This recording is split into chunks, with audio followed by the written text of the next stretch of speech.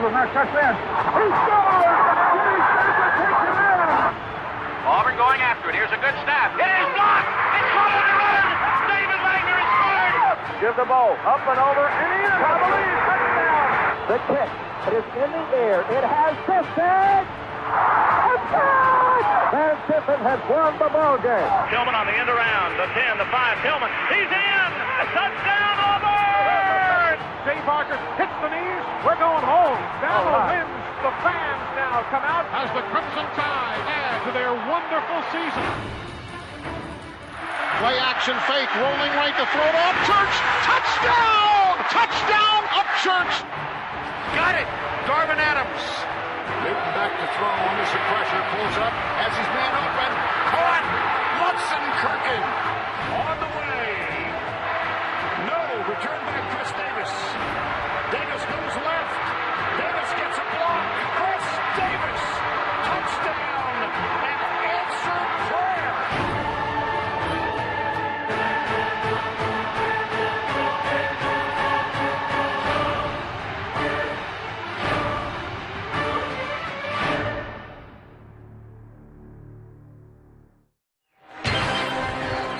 We welcome all of you to the Home Depot SEC on CBS.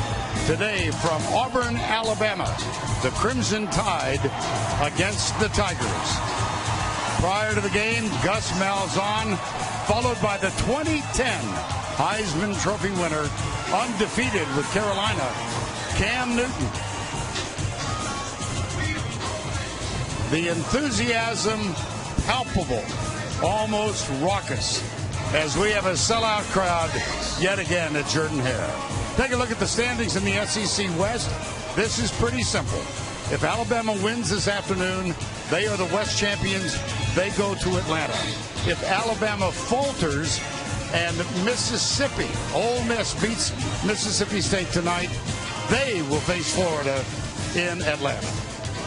Hi once again, everybody. Vern Lundquist, Gary Danielson. Welcome on a gorgeous day in the South to the 80th edition of the Iron Bowl. Gary, you grew up in Detroit. I grew up in Austin. We think we know a little bit about college football rivalries, but after a decade together, I think we also agree this one is very special. Well, Vern, in modern times, I mean, when you think about the last 8 Iron Bowls had implications for a national championship. There's no rivalry that can match the excellence of what this matchup has been the last 8 years. It seems a long time ago now, but Alabama lost at home with 5 turnovers to Ole Miss. There was talk that the dynasty was dead. Hold on. How have they gotten it all back together? You know, Vern, there's a lot of good football teams, some more balanced than others, but I don't think there's one as dominating on defense. This is a team that wherever you look, they can beat you and dominate you, whether it's your rushing attack when they just shut down LSU. Their linebackers run sideline to sideline, and if you're brave enough to throw the ball, which you have to, their secondary, like they did to A&M, had pick sixes and changed the scoreboard. There's not a team in college football that can match up that with what they have on the other side. A perfect match for their defense. Derrick Henry controls it, makes first downs, and on top of that, he produces big plays too. Kind of does. In contrast to Alabama, Auburn was a preseason pick to win the West. We saw them in Game 3. They were waxed by LSU, and they've struggled to get back, but they are playing much better now. Yeah, we might be a little tainted of how we think about them because we saw them in person against LSU, and it did not look good. They have gotten better. I don't know if they're good enough, but if they're going to have a chance to beat this Alabama team, they're going to have to do it early in this football game, make some plays, and let that guy, Jeremy Johnson, I've said forever, to beat Alabama, you're not going to beat them with average quarterback play. Good plays early, get the emotions going, and maybe Jeremy Johnson can have the game of the season. Quite a scene, isn't it? Jordan-Hare in Auburn. We'll be back to Jordan-Hare Stadium after this.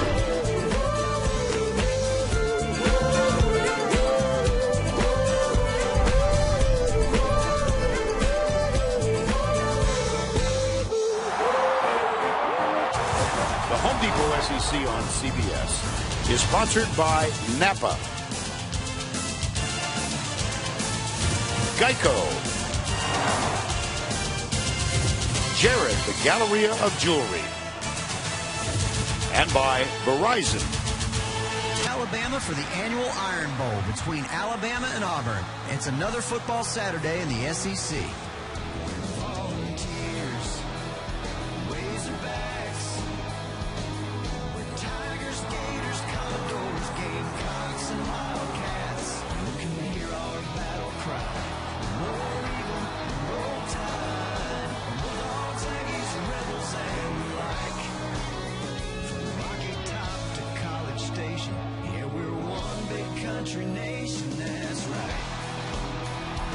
It's the Tide and the Tigers renewing their rivalry once again. The SEC on CBS, the best game from the best conference.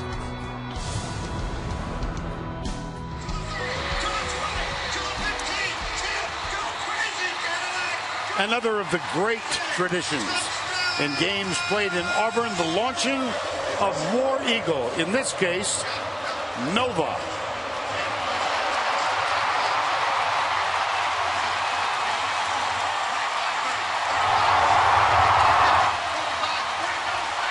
Let's go down to Allie LaForce. Thank you, Vern. I'm here with Cam Newton. Cam, what an eventful week you have had, helping the Carolina Panthers remain undefeated with the win against the Cowboys on Thursday. Now you're here as an honorary head coach to help your alma mater beat Alabama. What was your message to the team before this game? It's simple. Play within themselves, and the moment can't be too big for anyone to make a play today. Jeremy Johnson has such a roller coaster season, but he gets a chance to prove so much with this start today. What was your message to him? A talented kid like that, him just being him is enough. He has all the talent in the world, and I think he gets outside and wants to do too much, but him being him is good enough. You were a part of one of the most famous Iron Bowl comebacks in 2010. The team would go on to win the national championship.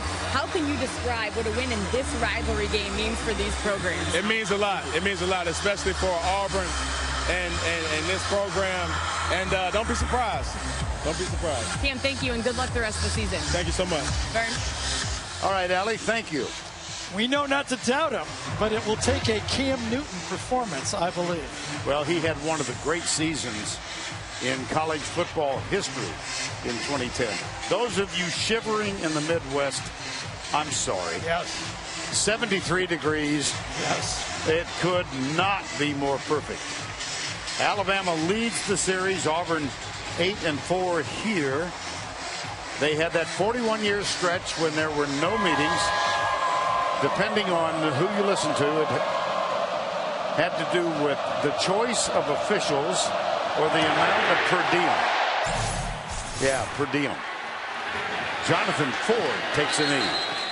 Well, that's better than the last time that Alabama kicked in this stadium. I kind of remember that 2 years ago. And here is Jeremy Johnson. This will be his 4th start in succession. He started the first 3, was ineffective, gave way to Sean White. Sean White injured, and Johnson back out there. I think that's great advice. Let the game come to you. Don't try to do too much. It's a long football game. Play within yourself, that Cam gave to Jeremy Johnson. First down 10 at the 25.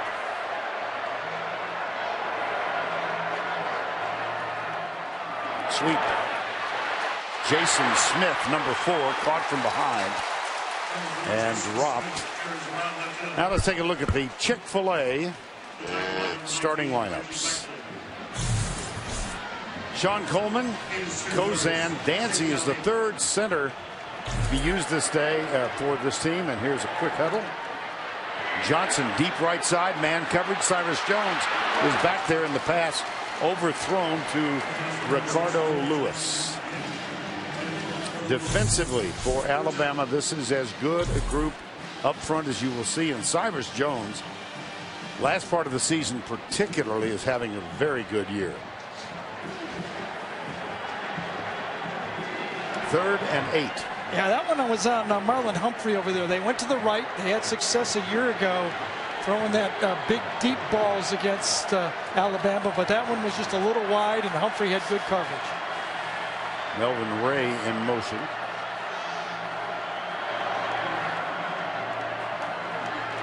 Johnson caught. Incomplete. No. Didn't control it. Melvin Ray. Yeah, Mika Fitzpatrick injured, but now after a week off, basically back in there, a real playmaker, and he's one that might have got it on the bobble, but he cleans it up. I tell you, you just saw why Alabama's defense makes plays. Reggie Ragland on first down runs down that jet sweep, and they just continue to play solid defense. Kevin Phillips to punt to Cyrus Jones. The last 3 times he has returned to punt, it's gone for a touchdown. Flag before the snap. Yep, I think this is going to go back 5 yards. Tom Ritter. 24 offense, 5-yard penalty, remains 4th down. That's Blake Countess starting strong safety. So kind of a stuttering start here for the Auburn Tigers. 4th and 13. They stuttered out of the blocks last year in the game, the Iron Bowl in Tuscaloosa. The first play of the game was a turnover. They started tight a year ago and already make a mistake here. Short. Fair catch. Called for and taken by number 5, Cyrus Jones. That is a 36-yard punt and nothing on the return. And Chris Frost and Cyrus Jones, old foes, are reintroducing themselves to each other. And the quarterback, Jake Coker. And let's go to the Chick-fil-A starting lineups. Cue the cow. And we'll run through these expeditiously. Robinson, Pierce, Baker, Kelly, O.J. Howard having a terrific year. Henry, Ridley, Stewart, and Mullaney. And Alabama with good field position. Here's our Darius Stewart. Gets a little bit of a block from Mullaney out on the corner and spins out of bounds at the 47-yard line. Defensively for Auburn, take a look at the 2 tackles. We've got a Dontavius Russell and we've got a Montravius Adams. That's your job, Bern. That's you. Thank you for ducking on me. Coker. Or Darius Stewart spins first down. Interesting, the same type of blueprint that Alabama likes to use in big games. They like to open up the game and spread the defense. The first play, even though it looked like a run, was a pass and another bubble screen. 2 for 2. Get your quarterback off. Derrick Henry slips as he tries to make a cut to the left. Derrick Henry, the last 4 games, Gary. Well, you know, you almost could close your eyes and pick out any games, and he's got some big runs, but towards the end of the season, they've become to rely on him more and more. He has become the go-to guy, and they ride him at least 25 times a game. Our Darius Stewart in motion again. This is Henry cutting back to the right. Stiff arm out of the tackle to the 25. Cut back and cut down at the 15-yard line. Jonathan Jones and Blake Countess, numbers 3 and 24.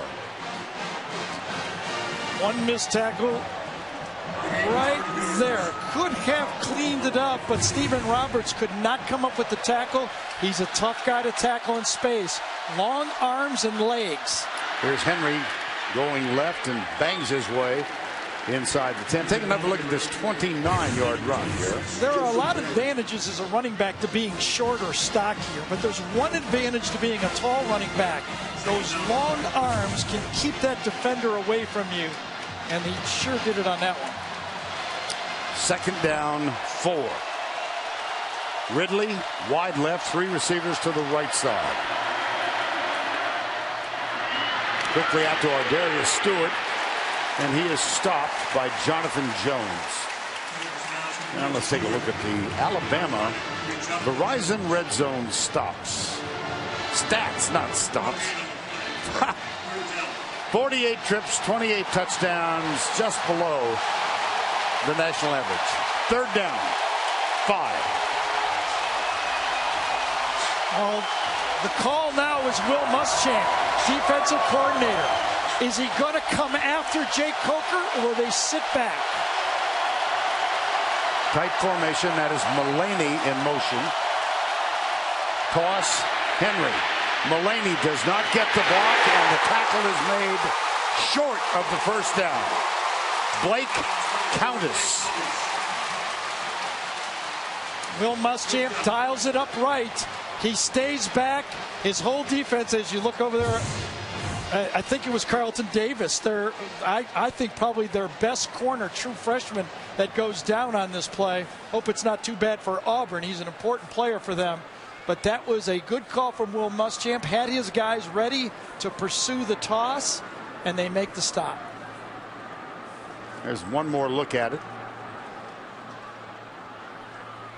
And Alabama lines up the player, Carlton Davis. You're right, Gary. I mean, Will Muschamp talking with some enthusiasm about the contribution. Well, he's really changed their defense. He gave them another corner that could play shutdown man-to-man and allowed Blake Countess to go to safety. Made him different. Time has been called while they tend to the injured player. Great news for Auburn. Carlton Davis had the wind knocked out of him, so he trotted off without assistance. And on the field now, Adam Griffith. The last time he tried a field goal toward this goalpost, it was 31 yards longer than this one. It was a 57-yarder. And, of course, that resulted in the kicked 6. He started off inconsistently this year, but he has hit 14 of his last 17 field goals. Here is the 26-yarder for the early lead.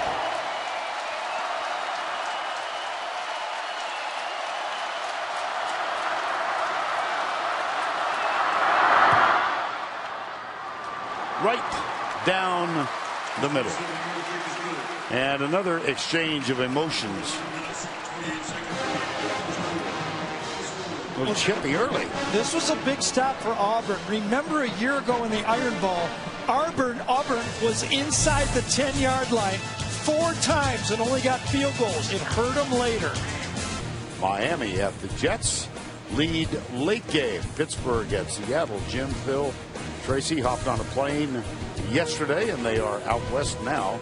It all begins with the NFL Today, presented by Southwest Airlines. One day, JV's going to let us know what was so funny. 3-0 here. 11:28 expired in the opening quarter.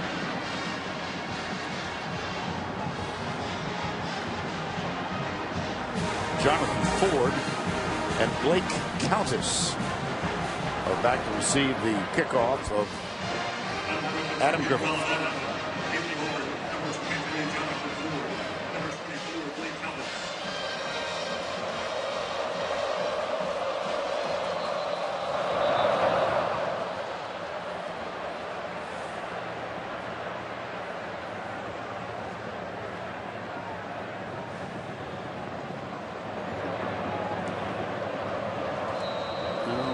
See if we can keep it on the tee this time.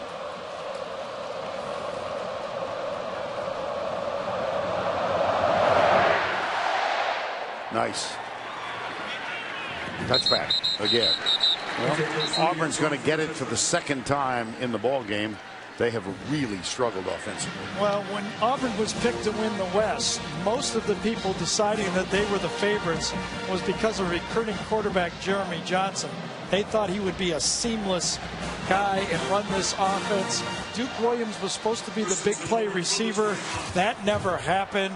And the running game, remember, Auburn the last 2 years led the SEC in rushing, but they never got that breakaway rushing attack that they've had in the past. Javon Robinson is the running back. He gets the handoff, comes to the left, cuts right. Nice run. Cyrus Jones with the tackle, number 5. Well, Javon Robinson has been the guy that has emerged for Auburn. In the first 7 games, he only had 4 carries. But in the last 4 games, the least number of yards, 91. They'll go quickly on you, and they just did.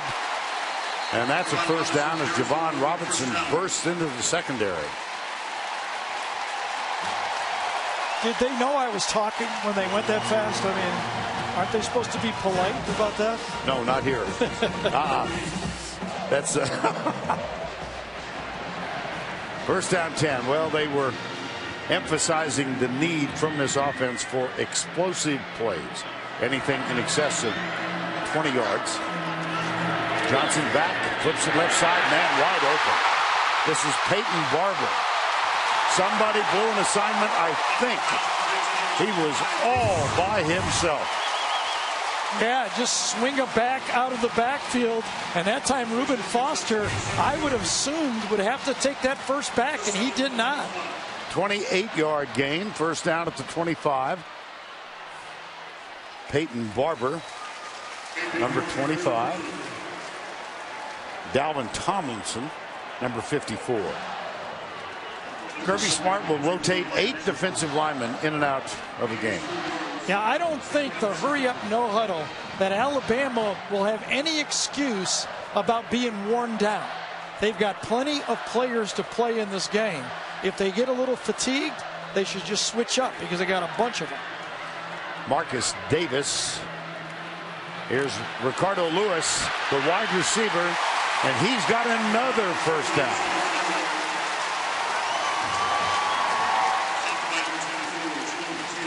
Now, how about a year ago, last season in Tuscaloosa, only 2 touchdowns on 8 trips inside. Here's the quick snap again. And they are running on this Alabama defense in the early going. Peyton Barber with the quarter. Second down. Barber, the leading rusher for this Auburn team, came into the game with 947.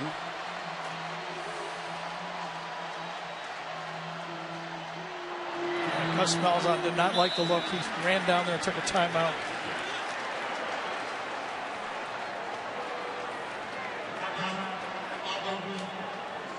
That's the first. It is a rivalry, after all. Sports app now. Vern, you said Auburn was able to run the ball effectively. There's no secret here. Auburn knew that the offense and defensive lines had to step up their game. They know when they put on the tape how good Alabama was in their front. So that Auburn offensive line, Coleman, Kozan, Golson, Danzy is actually substituting, Smith and Young, had to match up. This will be a quick snap. Kirby Smart had 4 defenders out on the field, and then when he saw what the formation Tony was. Stevens, the tallest receiver, is in the game. If they want to go for the jump ball, he's the guy they may go to. Keeper Johnson now flips it out. Caught. It was a lateral. It was a lateral, yes. Kerryon Johnson. That was the infamous pop pass. The one that Sammy Coates caught at the end of the 2013 game to tie the game. Alabama stayed with their players. All he had was the third option being a lateral. Again, now as Auburn substitutes, Alabama will substitute and bring on their pass rushers.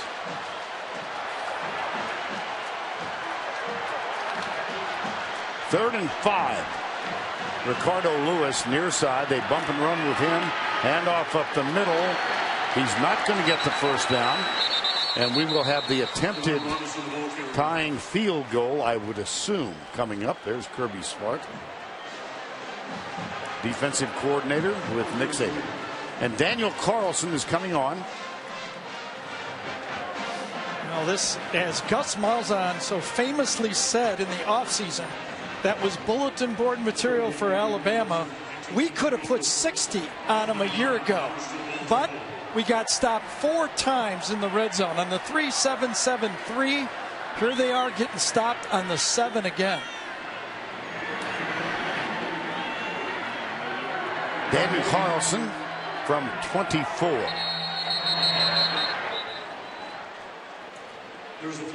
Delay a game. Carlson Delay game. pointed to himself. 5-yard penalty, remains 4th down. That's on me. So it will be a 29-yard field goal. Tyler Stovall is the holder, and Ike Powell will snap it back. Carlson, here comes the jinx again. He's hit his 14th in a row, last 14. Get ready for golf.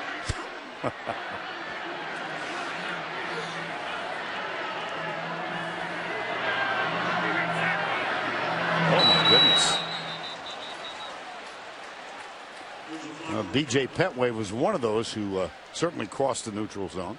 That's how big, if this is going to be on Alabama, that's how big that 5-yard penalty was. Defense. 5-yard penalty remains 4th down. The delay of game, they probably, if that would have happened on the previous play, prior to the delay of game, it would have been a 1st down Alabama. Now they reach out, the holder reaches out. It was almost a called play by Auburn that time. So we're going to try it for a 3rd time. Back to a 24-yard effort.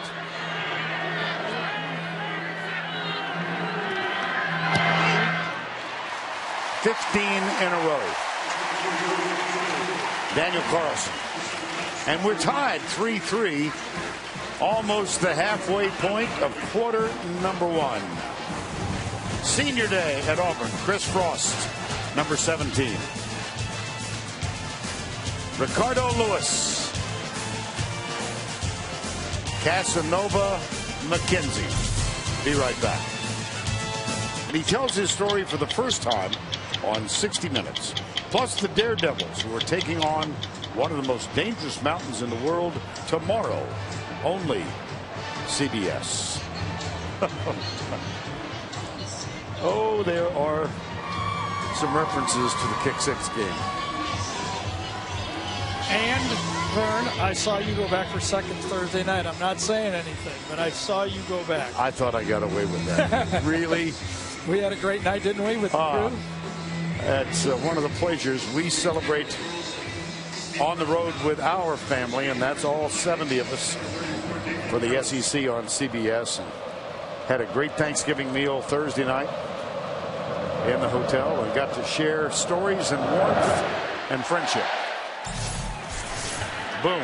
Well, Daniel Carlson hit 74% of his kickoffs through the end zone or for touchbacks, and that 1 for 1 today. 7:35 to go, opening quarter.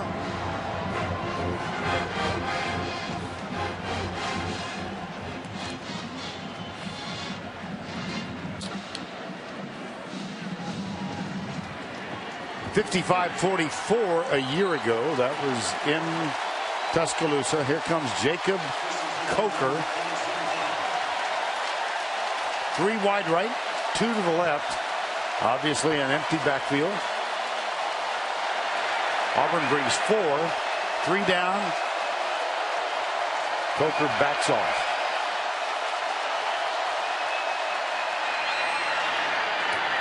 That's complete out near the 30.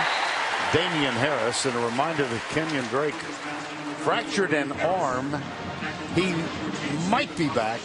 He's in uniform, but I doubt he's going to play. I watched him very carefully in warm-ups. He really only used his left hand catching some fade passes. He didn't use his right arm much at all. I could see him as a decoy. I can't see him getting the ball. Too dangerous.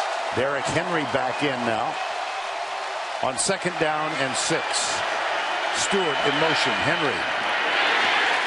Not much. Jonathan Ford.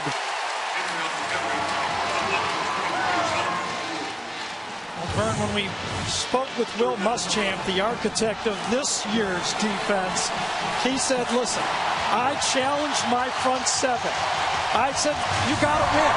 You have to match what Alabama's doing with their defense, or we got no chance.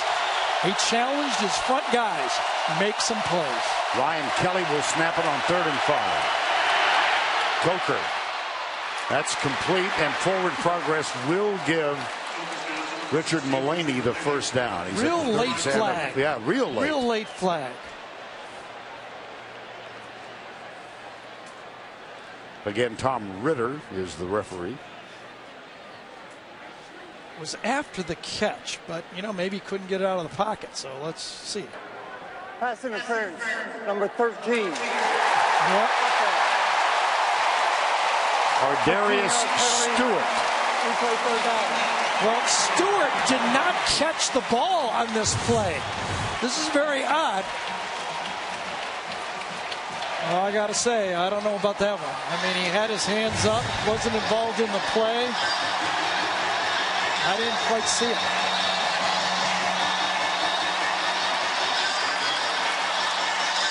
Ardarius Stewart, as he trots back, is having words with the umpire who threw the flag. It's a big play, though. That was a first down. It's nearly a 20-yard penalty. Four-man Auburn rush. Coker bolted at the 19-yard line. Casanova McKenzie. Vern, remember I said Auburn needs some good things to happen early in this game. I think that's one of the good things. That penalty on a completed pass, obviously Alabama was not going to be gambling in their own end zone. So now the crowd and the defense and everybody starting feeling good about themselves. Stephen Roberts is back to return the punt of J.K. Scott, and he's joined by Marcus Davis. That's a good one. Davis at the 30. All the way back to the 50. They were doing the gimmick play. Auburn and Gus Malzahn was trying to steal a punt return. This returner is signaling like he's the guy. It's actually going to the other one, trying to draw the Alabama defense to the left. Watch. The top guy says, I got it, I got it. It's actually going to the other, and Alabama stayed in their lanes and stopped the play. Again, Auburn trying to find ways to create energy and steal points. With a first down now at the Alabama 49-yard line. Peyton Barber is the running back.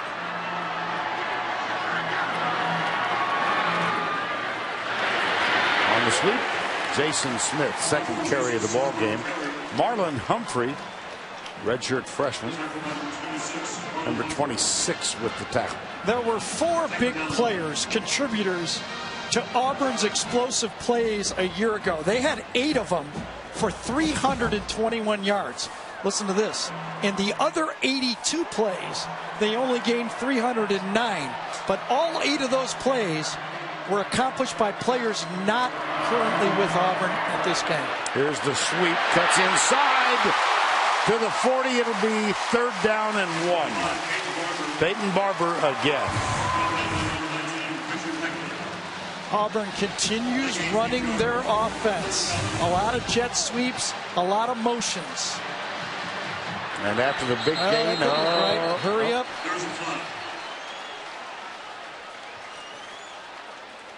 Prior to the snap, false start, 98, offense. 5-yard penalty, remain third down. Just a point about the hurry up, no huddle part of Auburn's offense a year ago. They ran 17 of them in the game against Alabama. Their long gain was 2 runs for 12. They had 8 runs for 2 or less, 2 penalties and 1 fumble. They just made another mistake on the hurry up, no huddle. 3rd and 6. Chase. Got him.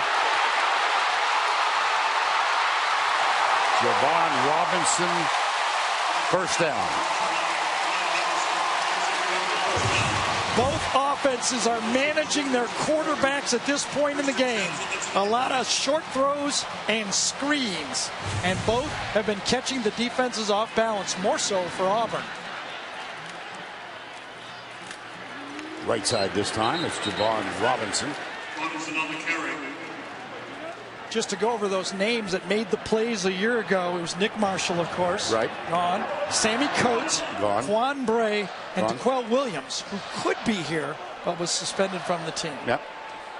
After 5 games, Duke Williams was kicked off.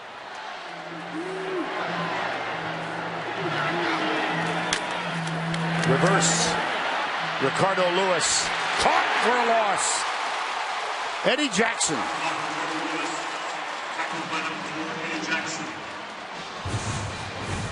Well, Eddie Lewis does what he does so well. He played corner in this game a year ago. Much of a nightmare game for Eddie Lewis a year ago. In fact, he got benched in this, Eddie Jackson got benched in this game a year ago. Eddie Jackson did. Moved to safety, and that has been one of the great moves and decisions for Alabama. Eddie Jackson has been a star on this team this year. Third down 15, 2:40 to go. On balance, ran this play already. Lewis slips a tackle, but he can't get by the second man. That's Marlon Humphrey. Let's go back and take a look, Gary, at Eddie Jackson a year ago. Yeah, he was matched up against two pretty good players a year ago. Sammy Coates burned him twice for touchdowns. Ended up leaving that game. Ended up being Brandy Sylvie came in and replaced him in the secondary at that corner position, and in the offseason he was moved to safety, and that was a great decision. 44-yard effort. Daniel Carlson to break the tie.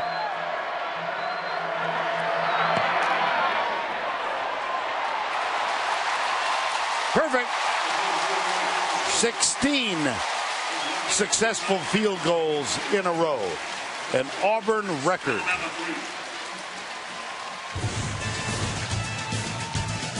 Daniel Carlson from the snowy spot of Colorado Springs, Colorado.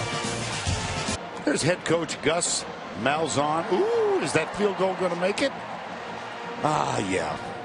Knew it all the way. 6-3.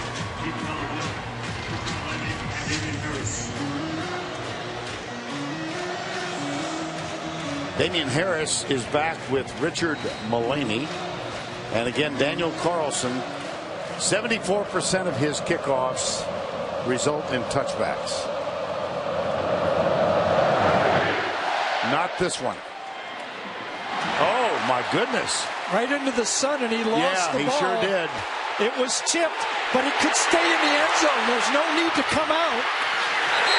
What in the world? But Mullaney was playing safe. I have to give him credit for it, okay? Harris lost the ball in the sun. When it touched him, Mullaney saw him touch it, and he can't, Harris, look at, he can't find the ball. Mullaney sees Tom Ritter signaling that the ball had touched, and he says, I better be safe here and get it out. You know, it wasn't the proper play, but it was a safe play. Watch Tom Ritter signaling that the ball touched him, but the momentum of the ball would have been a touchback. But I don't blame Mullaney for not knowing exactly and going and getting the football. He ran out to the 10-yard line. That play is under further review. They're reviewing to see if he stepped out. That's what I think. Yes. Did his foot hit the back line? Yes. Well, what they're looking at, I think, is did the ball hit the back line, Vern? Because if he stepped out, it's going to be a touchback. Did the ball hit the end line?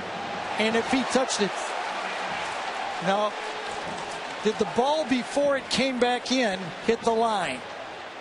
Let's see. It did not. So I think this play is going to stand right where it is on the 10-yard line.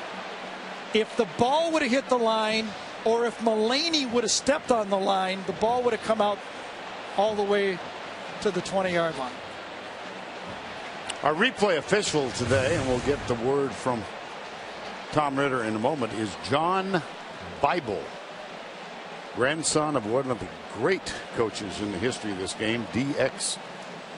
Bible. Call on the field, he did not step out of bounds.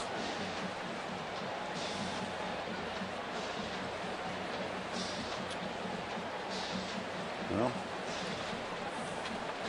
here's Tom Ritter. After review, the ruling on the field is confirmed. First down to the 10-yard line. Yep. So if it would have hit the line or he'd have stepped out, it would have been a touchback. You can't blame Mullaney. He could have taken a knee, but he was a little bit confused. He sees the official signaling touched ball, and he gets out and says, I might as well get what I can. So the play does stand. First down 10. Derrick Henry is the running back. Straight up the middle with a slight cut and a nice gain on first down. First time trailing in a game since October 24th. They were down 14-13 in the fourth quarter, came back to win that one. That was in Tuscaloosa. Henry again. Bounces off the tackle, picks up an additional 3. Let's go back to Adam Zucker for this Heisman Watch presented by Nissan.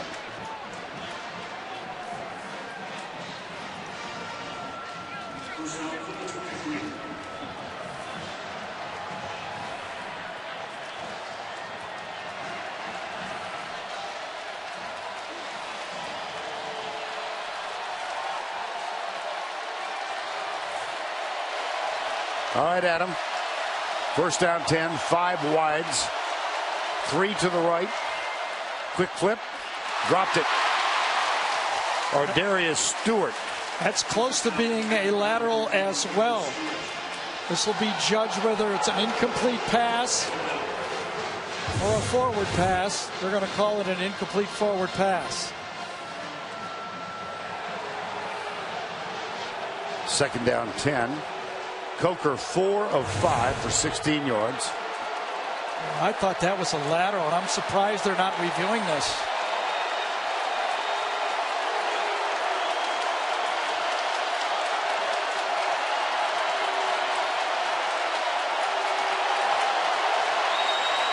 As we know in this game, every yard and second counts.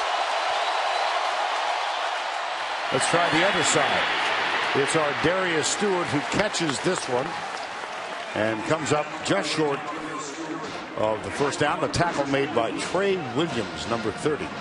Yeah, those 3 or 4 yards now make a difference on that call we had just then and on this third down call. Instead of it being 3rd and 6, it's 3rd and 2.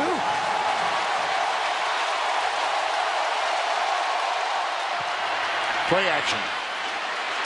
Richard Mullaney with another first down.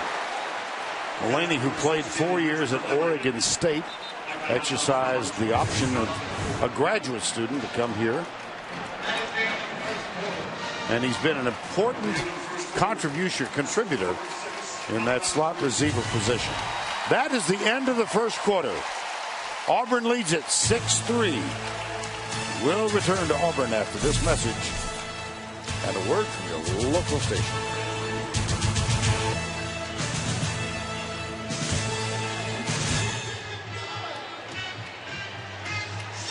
87,000 plus on hand at Jordan-Hare in Auburn. We begin quarter number 2. Vern Lundquist, Gary Danielson, Allie LaForce with you.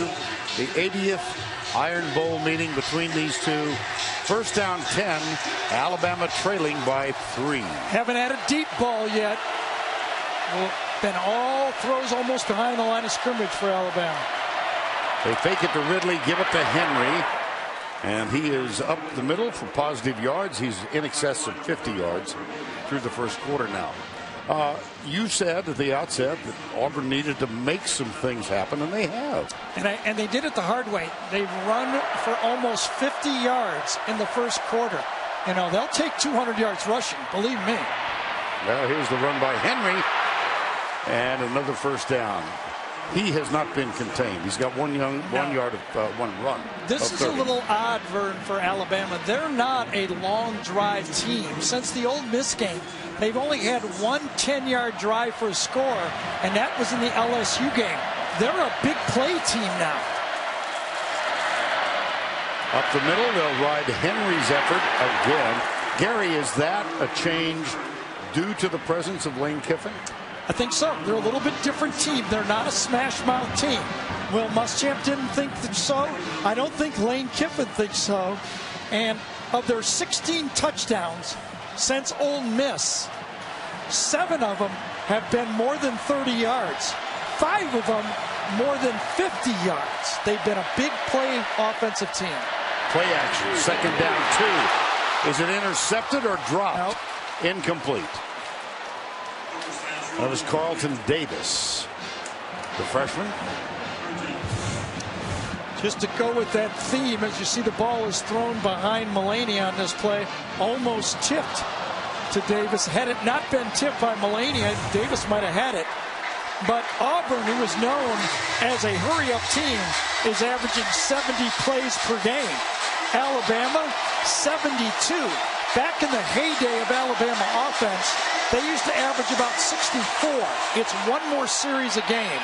They're going faster. Henry, first down plus, inside the 30.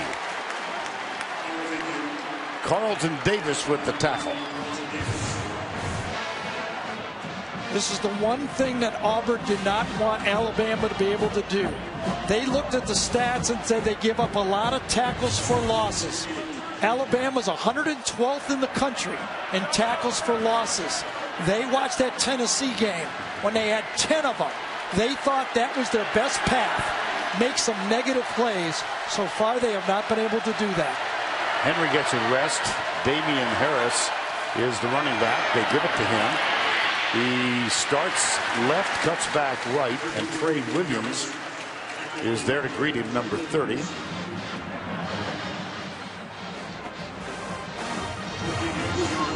Well, Damian Harris obviously getting those carries because there's no Kenyon Drake. I mean, there's Kenyon Drake again, broken arm, right arm. Might be ready should they get to the championship game. And this is the 12th play of this drive. Henry to the 23. Well, Kenyon Drake injured both this year and last, Gary. Yeah, he's been a tough luck player. So fast. Got it back this year, and then on a kickoff play against Mississippi State, we were there. And unfortunately, it looked like that forearm was cracked or broken, and he's out here with a big protection. He practiced. He's in uniform, obviously. I just can't believe. I say he comes out and is a decoy. I don't think they're going to give him the ball. Third down 5. Last time they didn't blitz. Doesn't look like they are this time. No, they're not. Coker with time. Tipped, incomplete. Calvin Ridley wanted the flag, and it was not thrown. Stephen Roberts, number 14, defending. Yeah, Stephen Roberts. 2 games has been another one of those bright spots. Could have been called another pass behind the receiver and allowed Roberts to make up that distance. So Adam Griffith, who started the year 0 for his first 4, has now made 15 of his last 18 and will try to tie with this 40-yarder.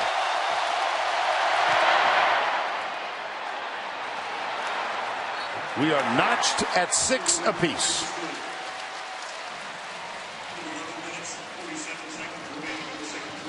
$11:47 to go.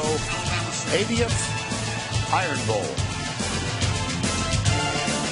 Head coach, he was also here as the offensive coordinator, and he is a part of our Home Depot Tools for Success. Gary? Well, if not, we are creative. We're going to figure out a way to make this a tool. And your head coach, you know what you got to do, Vern? Keep coaching. Okay, I always say keep playing. But in the kick 6, I was walking in the offices of Auburn, and I noticed a picture from ground level of this kick 6. But way in the background, as everyone's cheering, there's Gus Malzahn holding his team back. Got his hand up. He's not celebrating.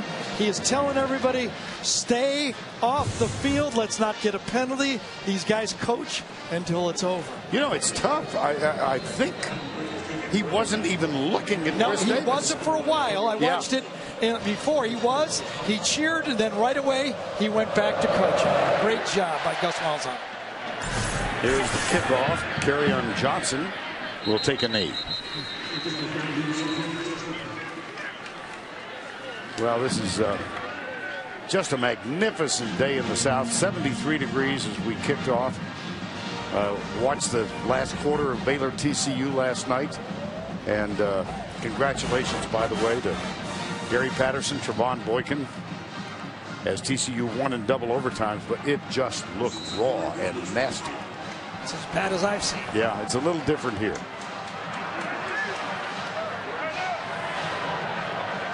First down 10.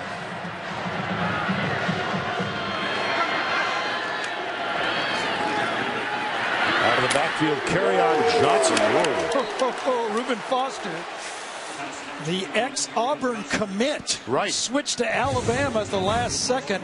5-star, brought it this time. Remember on the pass play, he didn't seem to know who he had. Looked like he knew who he had on this one. He and Reggie Ragland just run sideline to sideline as good as any pair in college football. Reuben Foster is from Auburn. Second down and 9.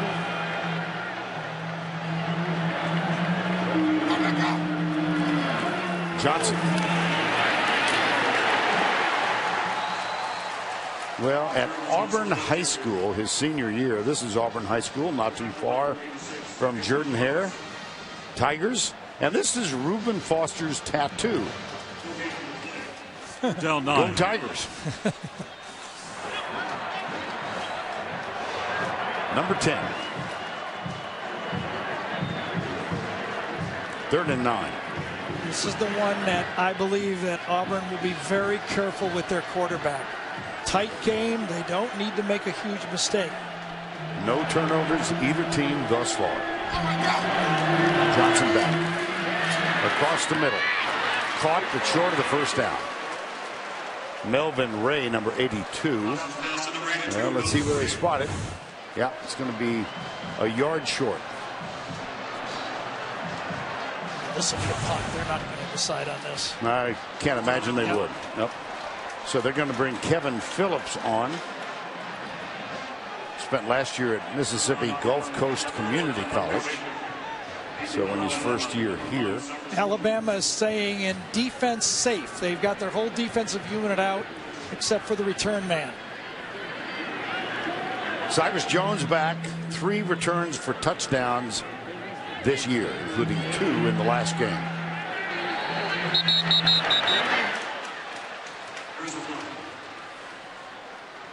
Delay a game.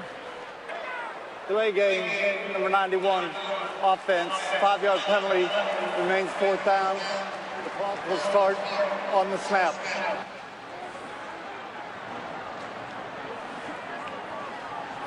This is, by the way, one rule that I think college football will look at in the offseason when the offense has a penalty and then they start the clock again towards the end of the game.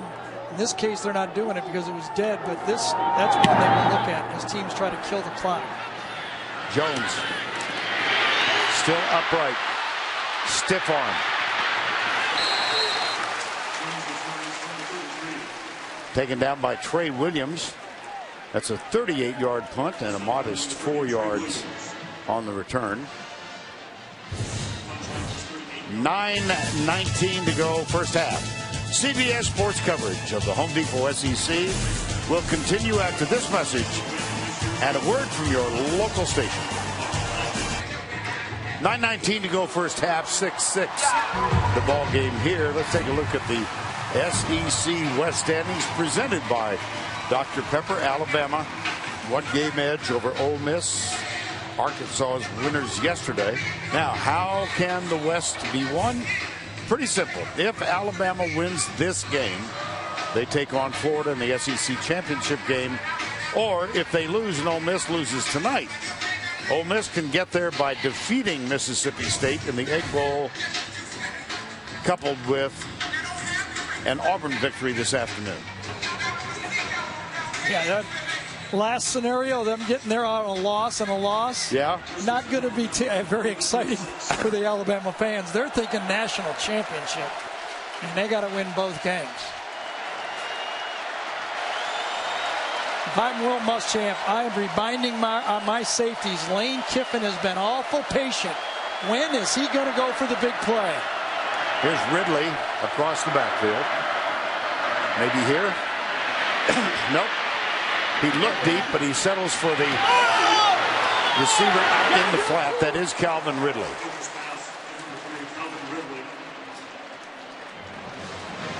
I think Will Muschamp did tell his guys, look how far back the safety is, and he backs up. That is a message. I'm not letting you throw the ball down here. Will, at Florida, remember that opening game we did? The first play of the game, Kenyon Drake burned his Florida defense with about an 85, 86-yarder. Yep. First down. Coker again goes deep. Double coverage way downfield. Ridley is there. And Ridley. He got that. He got that. He caught that ball. Wow. He split the coverage. Carlton Davis, a true freshman, right there. He's got him. Ball's thrown to the outside, and Ridley, as Alabama's going to try to go fast so they don't get a replay on it. Will they get it off? They do. They do. Up the middle, Derrick Henry close to the goal line. Little surprised that Gus Malzahn didn't take a timeout there, or that the replay official didn't want to look at this ISO right here. But you know what? It didn't matter because he got it. Now in the NFL, they'd have 7 minutes of a debate now. The Bible knew. Very good. John Bible is our replay official. Derrick Henry. No. Oh, watch out. No, even more. All the way back to the 9. Dontavius Russell first. Right there. Yeah, then cleaned up by Chris Frost. But Dontavius Russell was the guy who got the penetration. And that has been the problem. We've talked about Alabama. They have been allowing penetration all year. Tackles for loss. Yes, it was.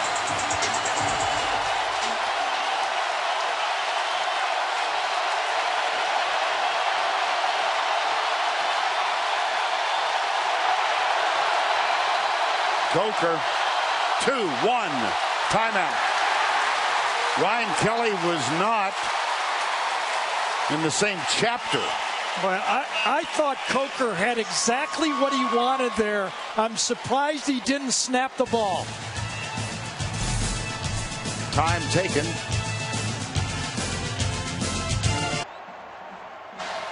Six tie game. Let's go back at that last play. This is why I was surprised. I thought they had Calvin Ridley matched up on Jonathan Ford. Look at the two safeties, very wide on this play. I thought he had the exact guy that he wanted, and that's why Lane Kiffin didn't want to take the timeout, because he thought he had the play that with his best guy, with nobody in the middle, and Nick Saban overrules Lane Kiffin. Well, we've seen the opposite. Remember that recently? Third down goal.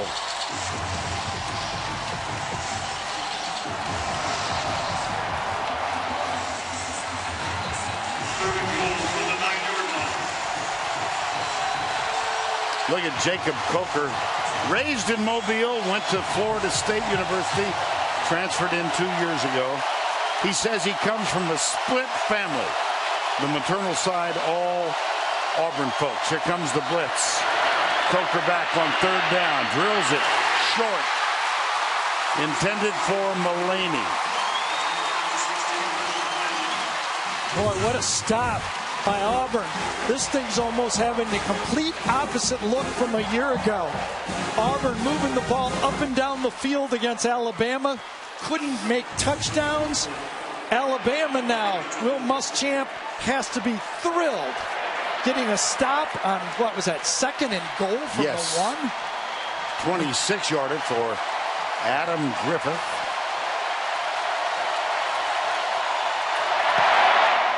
Up and through. And the tie is broken.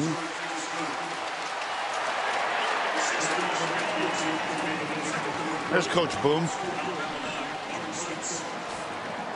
That's one guy you do not want to lip read on. No.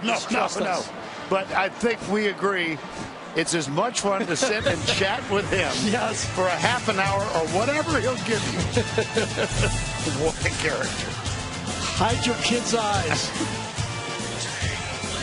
View of Jordan-Hare Stadium, and the score 9-6. Alabama. Thursday, rivalry matchup between the Packers and the Lions on CBS and the NFL Network. And then in 2 weeks, the Vikings and the Cardinals show off only on NFL Network. 9-6 here. 3 field goals by Adam Griffith, 2 by Daniel Carlson. Here's Griffith. This one will head right through the end zone. Vern, let's also salute Carl Lawson on this play, number 55. First down play, down to the almost a half-yard line, and Carl Lawson right there. He's healthy now. He blows up this play, actually beats Brandon Green, 89, who's wearing a receiver's number, but he's an offensive tackle, and that produced the third down play. Great job by Lawson and Russell to blow up that play. First down 10, Auburn. Just under 7 to go. Handoff going left is Javon Robinson near the 28-yard line.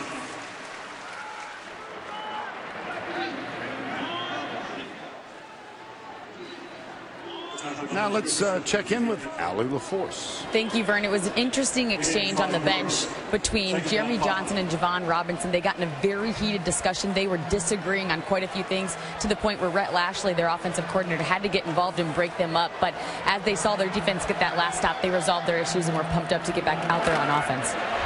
There's Javon Robinson, first down Auburn, as he goes left behind Sean Coleman and Alex Kozan, and is tackled by Reggie Ragland.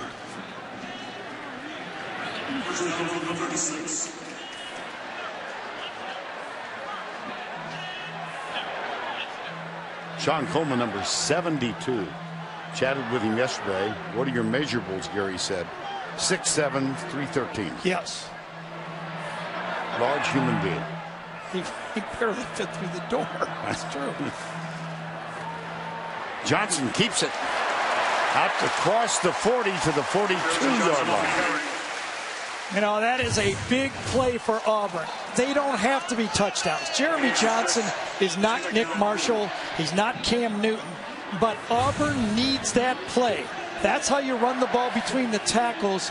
Auburn cannot concede to Alabama that they just can't turn on the tape and say Alabama is too good to run between the tackles. They must force Alabama to stop the inside run game, and then other things open up from there.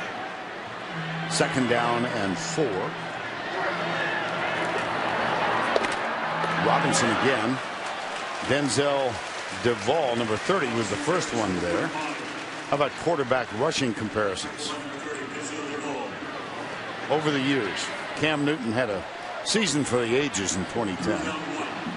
Nick Marshall, and you see the two, Sean White and Jeremy Johnson, only 15 yards a game this year. Third down 1. 9-6 Alabama.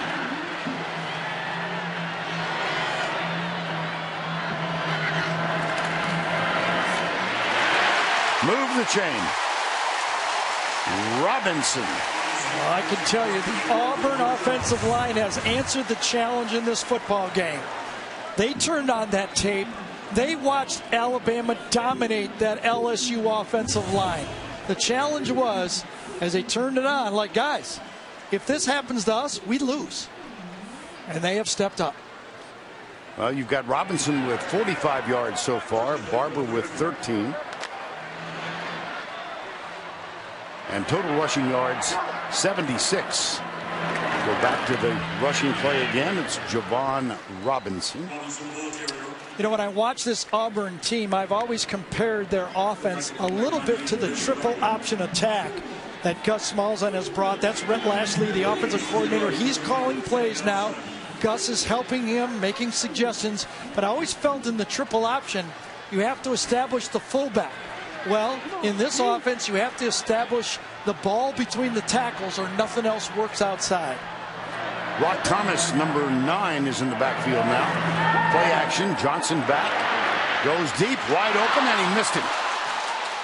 Melvin Ray, third down 8. Excuse me, Vern. Denzel Duvall, number 30, put just enough pressure on Johnson that he had to get rid of the ball before he was ready.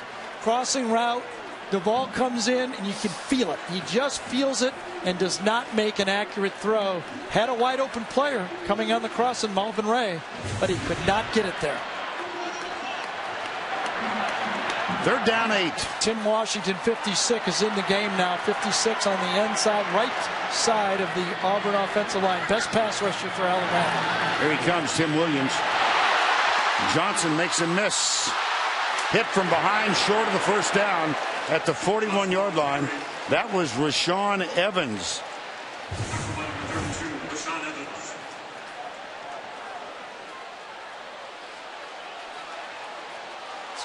Going to be close. It's a decision time in this situation right now.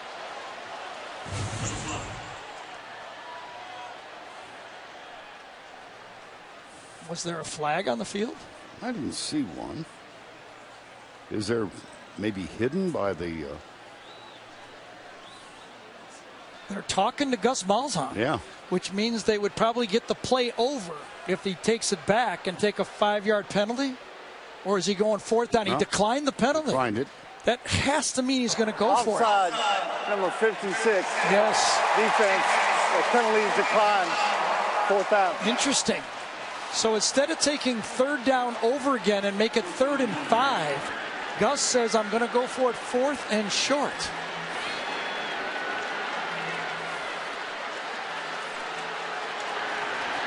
Tim Williams, as he said, lined up off sides. Out of the spread.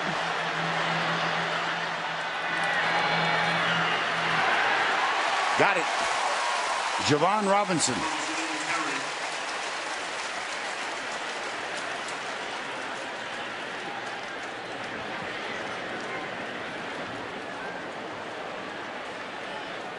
Now they will bring the chain out.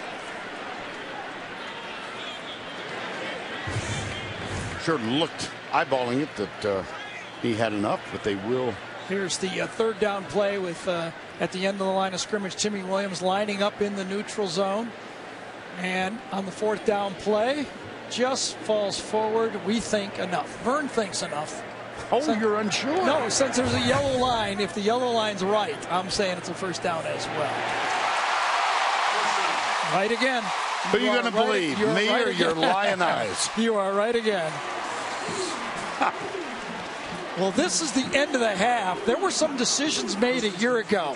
Remember Nick Saban with 1:30 to go in the game, in the half, decide to go for it on fourth down.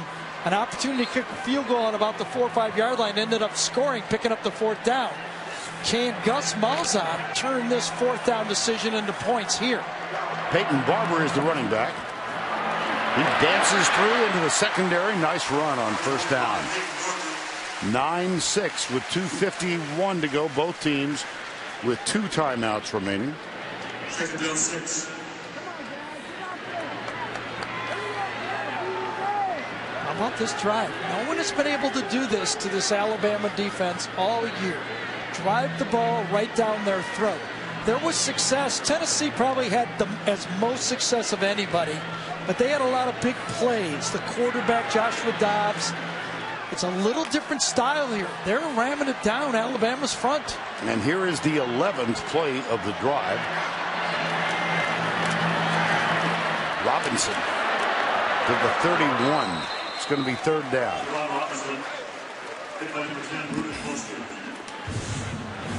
Well, we saw that Auburn defensive line make a play on the goal line stand.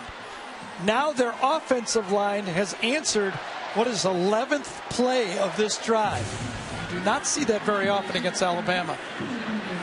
Now Ricardo Lewis has come on. Third down and 2. And Peyton Barber is the running back. They have rushed 10 times on this 11-play drive. Here's number 12, they'll throw. Deep in the corner. Open for the moment. Pair of fives. Yeah. Cyrus Jones and Ricardo Lewis. And remember, Cyrus Jones had the quote of the week. Very much unlike Alabama. Jam the front guy, take the back guy. That's the style that Alabama uses. And Ricardo runs right by him. But Cyrus Jones does not lose where he's at. And he makes the play. He said, yeah, they got pretty good receivers. Nothing special. He almost got beat by nothing special. Not a great throw by Jeremy Johnson. He would like to have that one back. Here's Daniel Carlson to tie it again from 48 yards out. Oh, this one goes right and stays right, so the streak is at an end. Yeah, this is big now for Auburn. Remember, Alabama gets the ball to start the second half. This is where Alabama could go in for the kill. They get the stop, and now they get the ball, what, on the 31, 32-yard line. Take another look as the successful field goal streak comes to an end.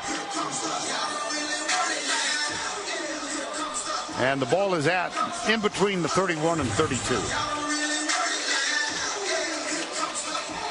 This is now where, as a quarterback, Jake Coker, you have your opportunity to make an impact on this football game. A 2-minute or a minute-and-a-half drive right here with a touchdown and points.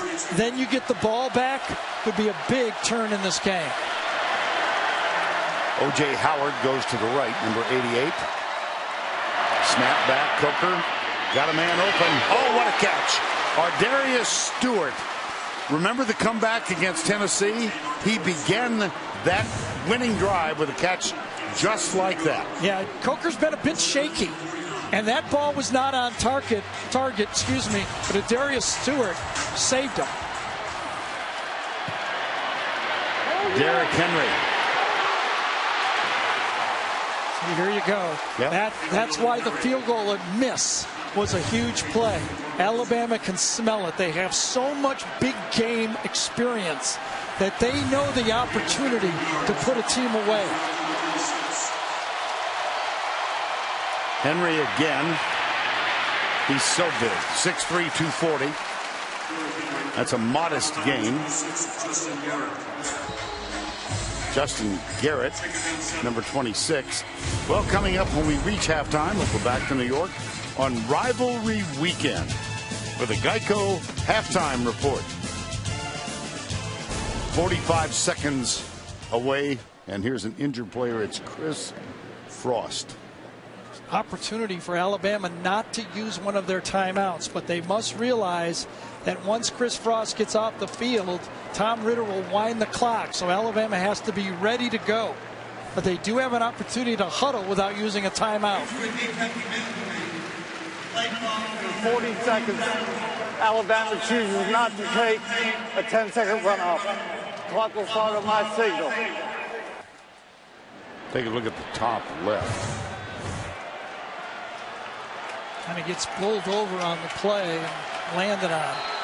Clock is wound now. Clock is moving. 2nd and 7.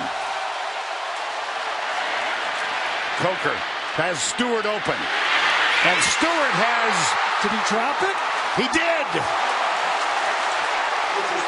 Listen, would have been a great catch. But he did have it. And as he came down, he lost it.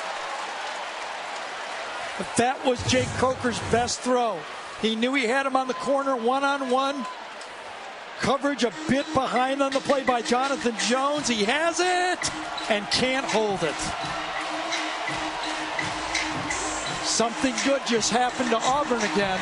Something good. I'll tell you what, Jonathan Jones might have just stuck his hand in there enough to save it, too. 3rd and 7. Stunts defensively. Coker. Oh, my. Oh, baby. Blake Countess would have been untouched. Oh, my goodness. He knew. This is a touchdown. Blake Countess started off as a corner on this team. He reads the play. Jake Coker misreads it, and he's got a touchdown. So now here's Adam Griffith. This is going to be from 51. Take a look at that. Make it an even 50. I hope we didn't have a camera on Will Muschamp on that play. Earlier this season,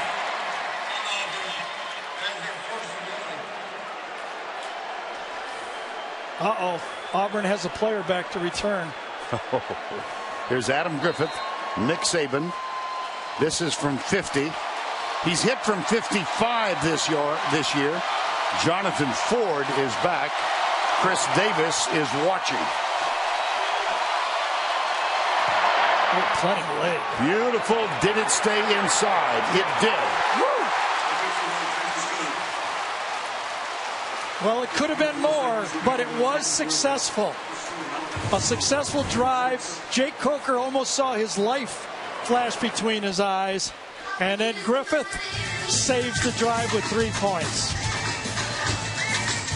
If you're a fan of field goals, we've got your Thanksgiving treat. The sun descends behind Jordan-Hare Stadium.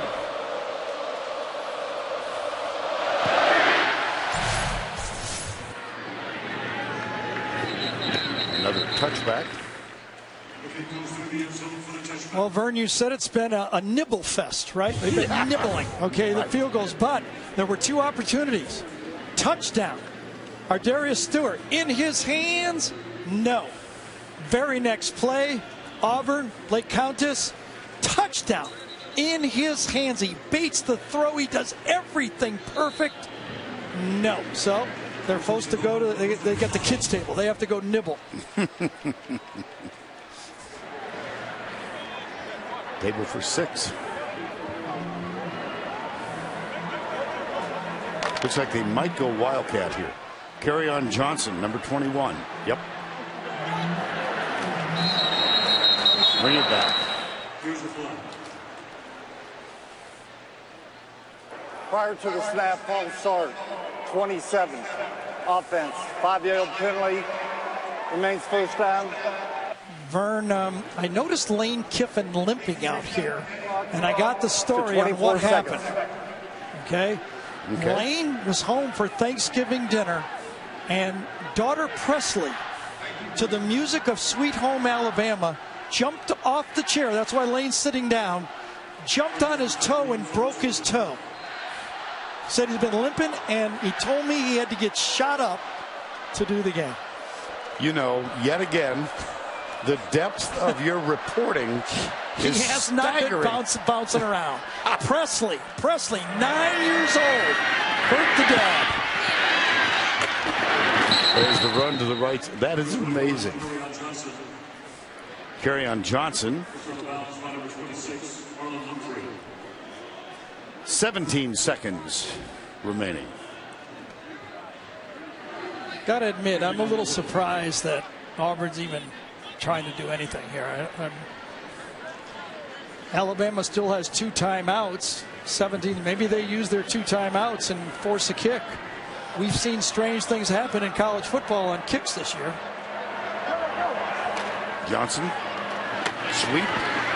Oh, ball out. Oh, out of bounds. That's what I just did. This was very dangerous this time of the game down here. That was Javon Robinson.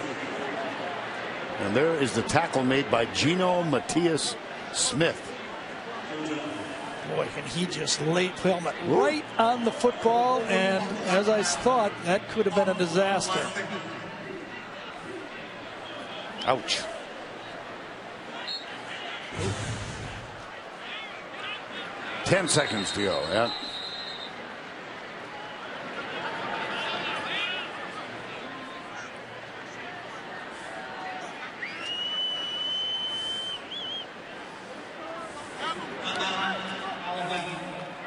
Their second charge. Alabama has called time. That's their second.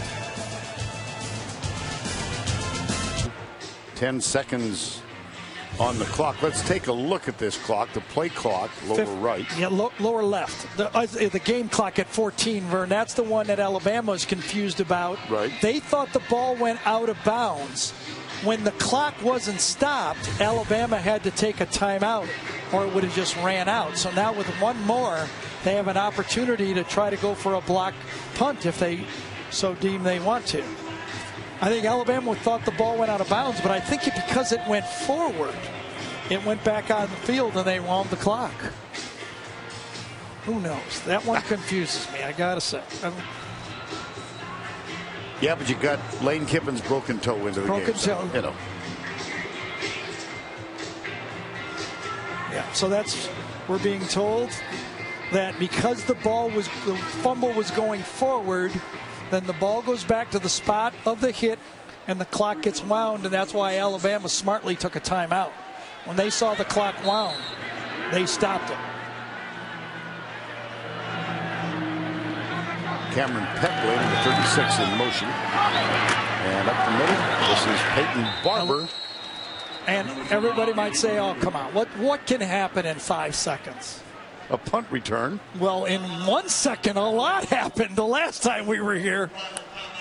I seem to remember that. Tuesday on CBS, it's everyone's favorite red-nosed reindeer. In high definition, gather the family for a very special presentation.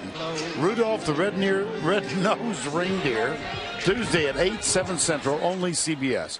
I hesitated because I was thinking about you and the grandkids with a night at home. Oh, they'll believe me. They've got to into it. There is a decision. Auburn could have maybe scrambled around and thrown the ball real deep and tried to kill the 5 seconds. They elect to punt. And Cyrus Jones, 3 punt returns for touchdowns in the last 2 games. Yeah, Alabama's not even going to put anybody back. They're going for the block.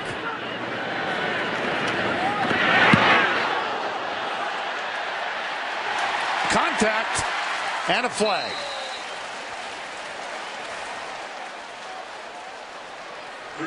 Ronnie Harrison, number 15. And if that's the call.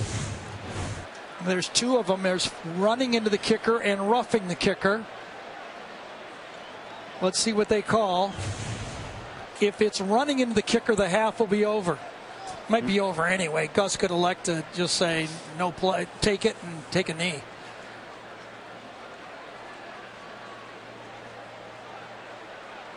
They can't give the ball to Alabama. Alabama could try a free kick field goal. Mm-hmm. So they have to Personal foul, roughing the kicker, defense, 15-yard penalty. We will have 1 untimed down. So it was called a 15-yarder. That means that 1 on time down, and could Jeremy Johnson throw it that far? Let's see where the ball is spotted at the 45. Doug Flutie threw one farther than this. Cordell Stewart threw one farther than this. Yep. I was watching that Doug Flutie Hail Mary pass to Gerard Phelan. Yep. In New Orleans head coach Bum Phillips' office. Well, yeah. It's a good name to drop, though, I'll have to say. If I'm going to drop a name, I'm going Bum Phillips. I'll tell you that right now.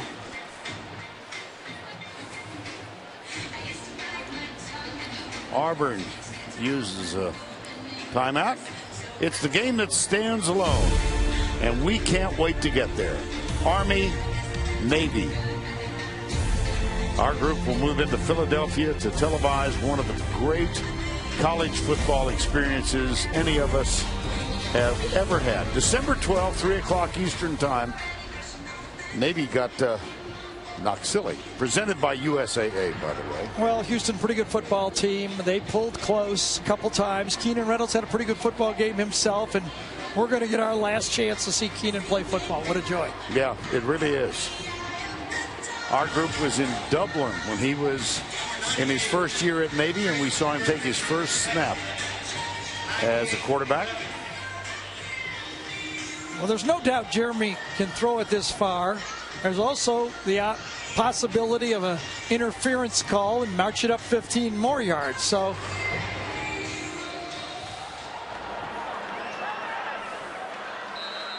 all right. Alabama has 3 men back at the 20, well, the 20, the 25. Well, that was anticlimactic. Hurts the rushing yards. Yeah, I know that. Sure does.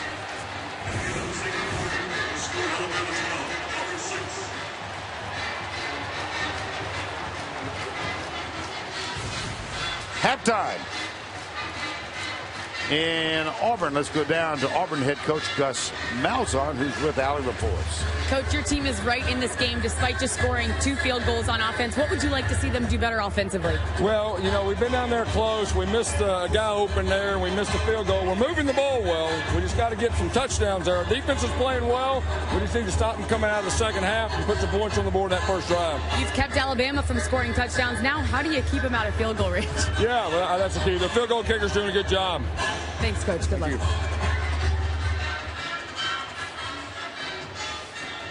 Werner, I mean, if you got a football game and you go in the locker room, you got to tell your guys, come on. What more could you ask for? A chance to knock off Alabama. We had chances to score, as Gus said to Allie. One on defense and one on offense, and we couldn't do it. That is to the west of Jordan-Hare Stadium, and the crowd settles in for the start of the third quarter. Moments ago, Allie LaForce with Nick Saban. Coach, your team had opportunities to get into the end zone but had to settle for field goals. How do you convert those into touchdowns? Well, we got to finish, man. We had the ball on the 1 yard line. We got negative play, so we got to finish in the red zone. That's big for us, but there's no score out here right now. We got to go play. We got to do a better job on defense of stopping the run. If you're a great competitor, you like situations like this. We knew it was going to be a tough game, so now everybody ought to be able to do their best. Thank you, Coach. Good luck. All right, thank you. All right, Allie, thank you. 12-6 as we start the third before another sellout crowd in Jordan-Hare, 87,000 plus. And it's been close, but I don't think either coach is particularly happy. No, you think Gus I think Gus might be. If you told him, okay, Vern, at halftime, you're down 6, I think I'll take it. I don't care if it's 6-0 or 36-30. If I'm in the game, I'm happy if I'm Gus Malzahn. Well, if you recall, Alabama won the toss, deferred, so they will get the football to start the third quarter. 12-6 Iron Bowl. And again, to set the stage, if Alabama wins, they will take on Florida in the SEC championship game next week in Atlanta. If Auburn wins this, that gives hope for Ole Miss. They take on Mississippi State tonight. So Damian Harris, the deep man, Daniel Carlson will kick off. 12-6, and here we go.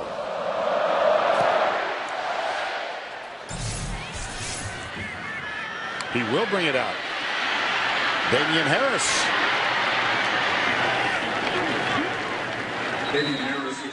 And to your point, I mean, Malzahn, they had some missed opportunities as well. Yeah, it's so-so game, I think. Both teams, the two most exciting plays of the first half were both drop passes. A drop pass by Alabama and a dropped interception for Auburn.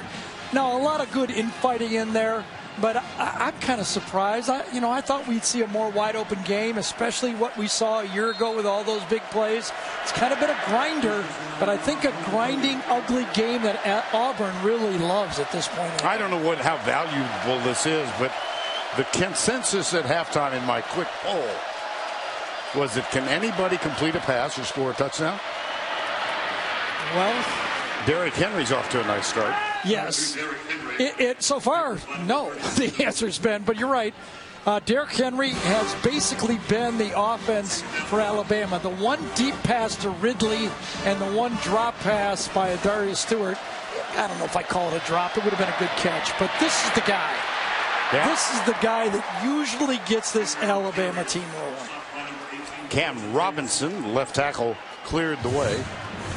That's a gain of 12. Ryan Kelly, as you can see in the highlight, got a piece of his guy too, and then Henry into the second level. Henry now with 119 yards. There's a quick flip right side, Calvin Ridley. And he is chopped down near the knees by Blake Countess, number 24.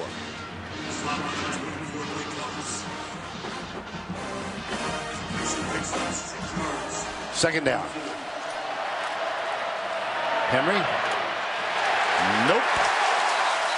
Trey Williams. Well, Trey Williams, number 30, is getting the opportunity to, I think that's him right there, is it? Yes, it is. Unblocked on that play. Must have been a busted assignment. It did look like Alphonse Taylor, number 50, was the guy that was looking for Williams on that play and could not find him. 3rd down 4. That's Damian Harris coming in motion near side. Blitz. Coker. Wow. You know, I really think, I don't know if Alabama misses Kenyon Drake, but I do think that Lane Kiffin misses Kenyon Drake. He was the guy that he would place all over the formations and create matchups. And right now, Alabama, Jake Coker is going, what's going on? But remember, there are different players playing. They don't have their 1-2 punch with, you know, Henry and Drake. That was so powerful. Pretty obvious that Ardarius Stewart. Woo, what a punch. J.K. Scott. Wow.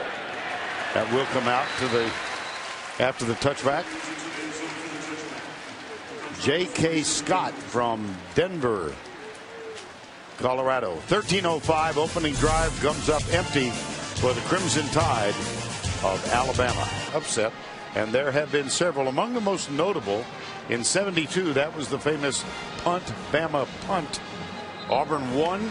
Auburn over Alabama. First time Alabama visited Auburn. And then we were here in 2013 for the kick six. The note that goes along with these 3 scores, in each case, Alabama was in contention for a national championship. Yeah. And they are again in this game. I would have to say, if Auburn is able to knock off Alabama, I don't know it as well as everybody else, I admit, but from what I've been reading, this would have to be the biggest upset in this Iron history. I've read that. Yeah, I read the same thing. 12-6 right now. Melvin Ray adjusts and comes in. Marlon Humphrey defending him. They'll give it off to Peyton Barber.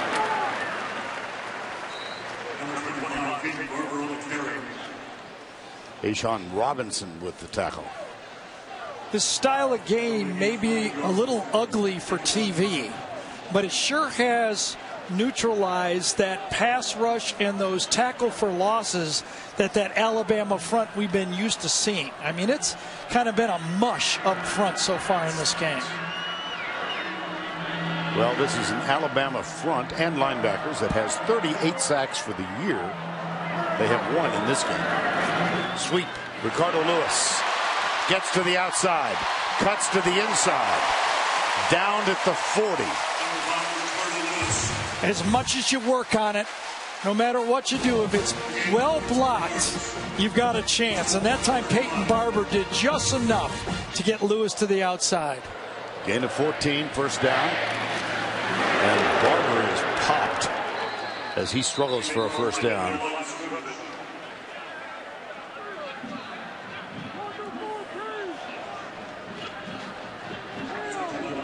Well, Robinson 12 carries, Barber with 7, Ricardo Lewis 4. So they've spread it around. It's the way that Gus and Rhett Lashley keep this Alabama defense off balance. 4 down for Alabama, 2nd down and 10. Low snap. Johnson back, gets rid of it. Marcus Davis. He pays a price as Humphrey is there. Well, this is the play that Auburn likes to go for the home run. Fake the jet, turn around, but Alabama had their safeties very deep, nowhere to go but to drop the ball off to the outside. 3rd down 6. Opening Auburn drive, 3rd quarter.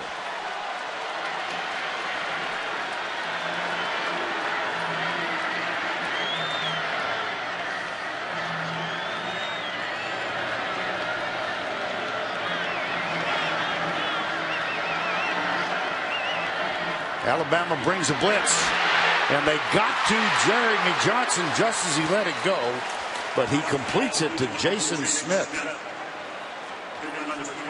Nice design that time by Kirby Smart. Reuben Foster's on the line of scrimmage, but he drops out, and then Mika Fitzpatrick comes from the opposite side. Well designed. You have to know what you're doing against this Kirby Smart nickel defense for Alabama. Well, they thought about going for it, 4th and 1, and Kirby Smart getting a little frantic on the sideline. Kevin Phillips comes on to punt. Cyrus Jones is back. Auburn now 2 of 10 on 3rd down in this game. Oh, there's a punt. Yes, it is.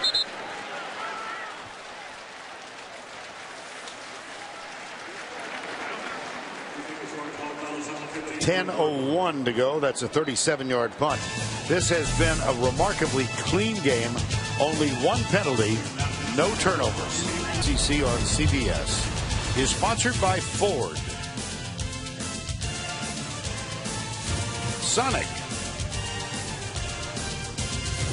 the Home Depot,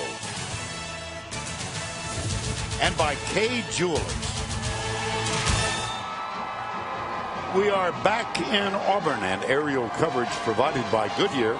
For 60 years, Goodyear has provided aerial coverage of college football's greatest traditions and biggest rivalries.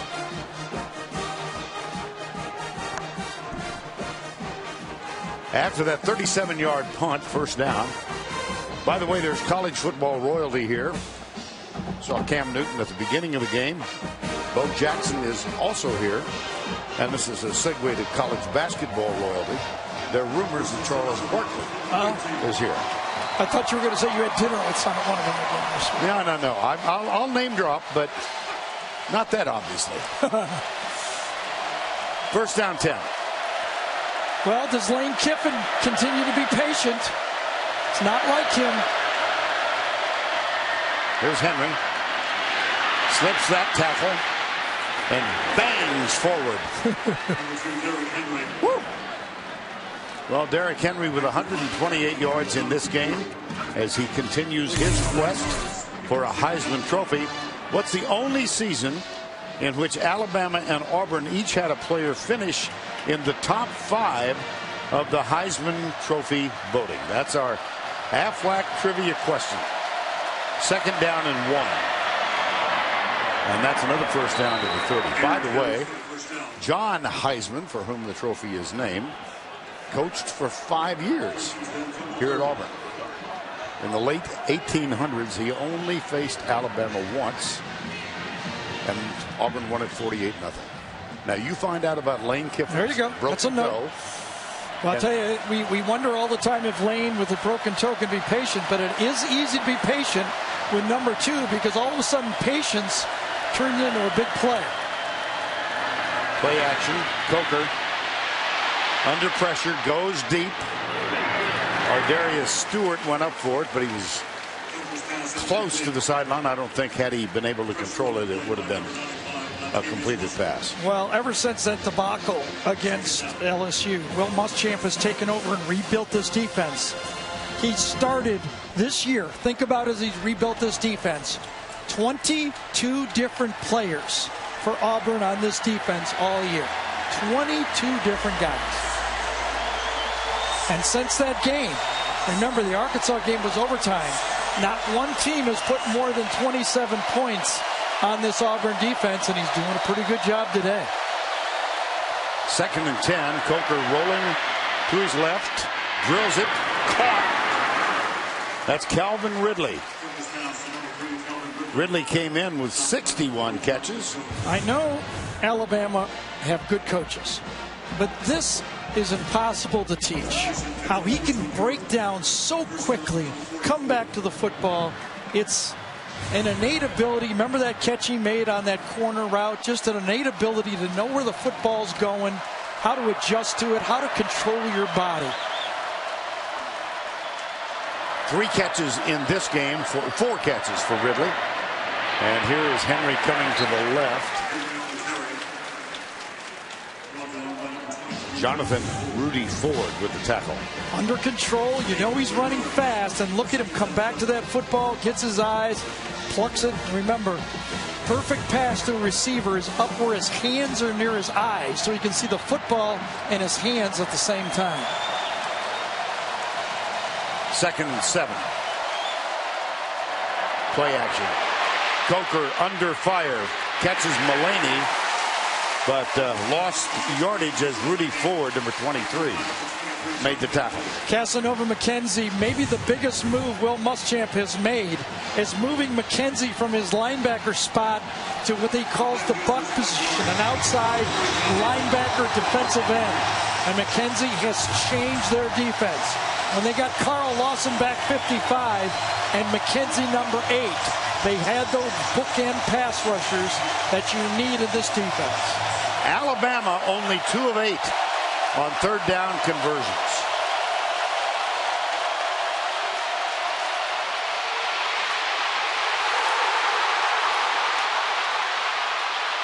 Here goes Coker. Close. Very close. Yep. Temptingly close. You know, this is how Jake Coker earned the respect of his football team. Remember against Texas A&M? He took some plays like this.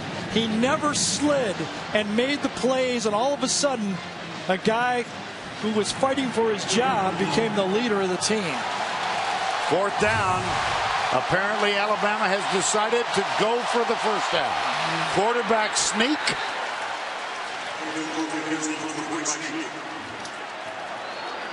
Oh, I think he made it easy.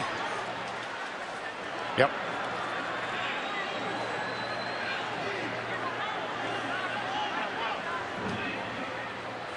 Oh, look where they put the ball back to. I thought they had marked it way in front. Oh, I did too. So we had to set it to 25 seconds. The down marker, they're going to have to do it over again. That's why they're moving it back.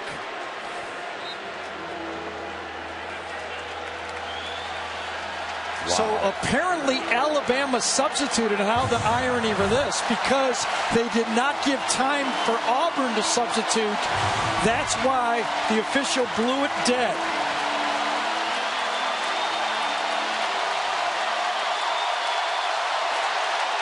Toss. Henry got it, but he had to struggle. Sure did. Oh, boy. Uh-oh, flag is down on this one.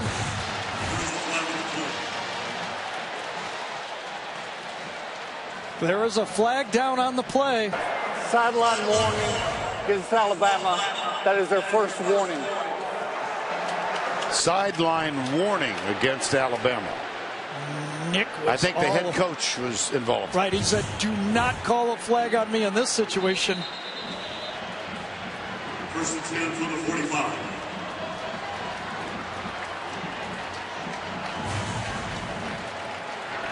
The warning was called. It was the first. He dropped the flag. Let's see if it's going to be a dead ball call. It could be a first down and a penalty. On the prior play, we had 12 players on defense. That 5-yard penalty will be enforced for the previous spot. First down. Well, good job by Nick Saban, or the guys up in the booth. They're right next to us. Somebody up there from the Alabama booth radioed down to Nick that there was 12 men on the field for Auburn on that play. You can see one of the guys running off late on the play. He knew he was not supposed to be out there, and Alabama knew that they snapped it, and it should have been called. Well, as Gary said, the Alabama booth is directly adjacent to us. I glanced over there. They get a lot of help from this booth. There are 15 guys in there. I was surprised that the back judge didn't see it. I got to be honest, I didn't see it. There's the guys right next to us. There's about 10 of them in there. 15. I counted. They got a large budget. Sweep. Calvin Ridley. Nice tackle. That's Stephen Roberts, number 14. This feels to me like the drive of the game for this Auburn defense. Field goal here would make it obviously 15-6. Would Auburn be able to play it close to the vest if they give up one here? Play action. Coker dances right, goes in the end zone, man is open. It's caught. Darius Stewart. How about Jacob Coker? Incredible play by Jake Coker. Signature play maybe of the season for Alabama.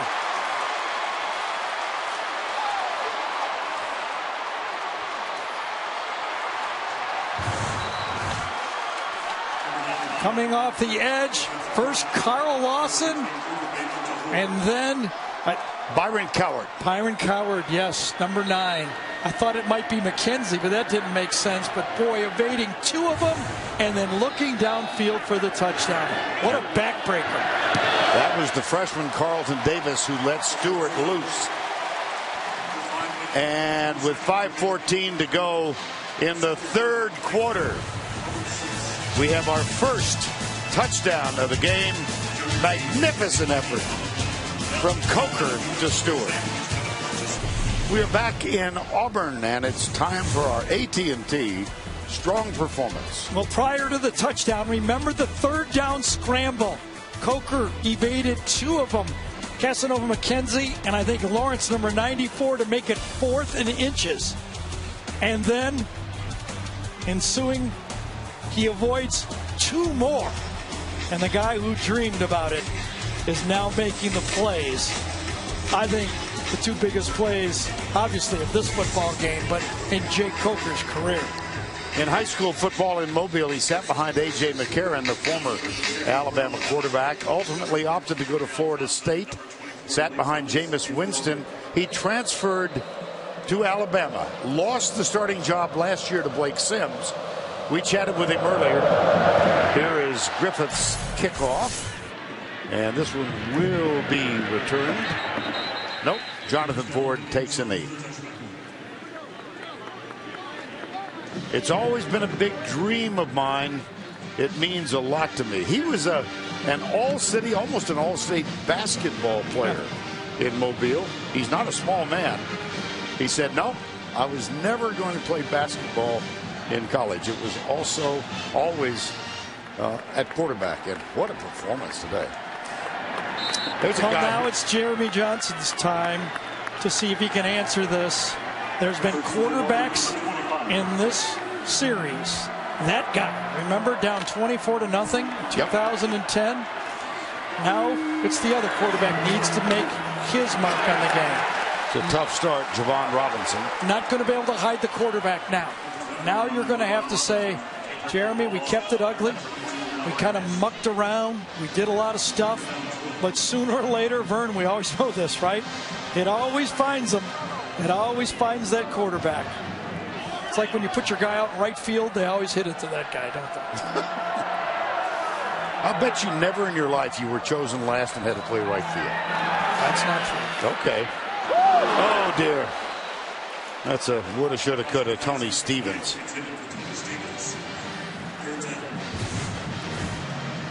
Maurice Smith had a chance for this, but it was a fastball.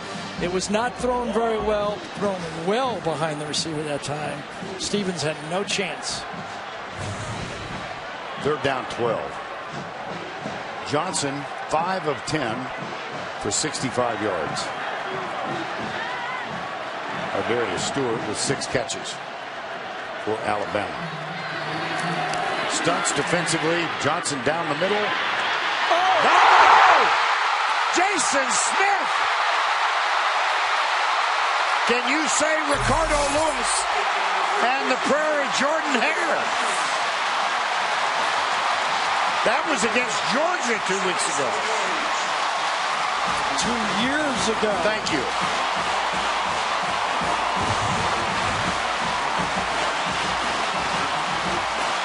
This time, he tipped it to himself. Ricardo Lewis needed help from the other team. What a play by Jason Smith.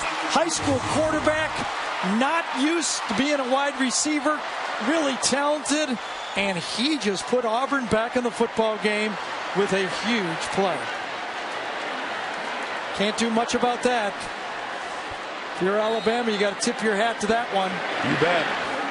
Daniel Carlson with the extra point attempt. what I said 2 weeks ago, it was 2 years ago. It came 2 weeks before the kick six. Here's Georgia at Auburn on 4th down and 18. Nick Marshall. Watch it tipped. Boom. Ricardo Lewis scoots in. And just a moment ago, Jason Smith. I can catch this. We have a ball game. Toward the end of this one, we got a couple of pretty good candidates in the last 2 touchdowns.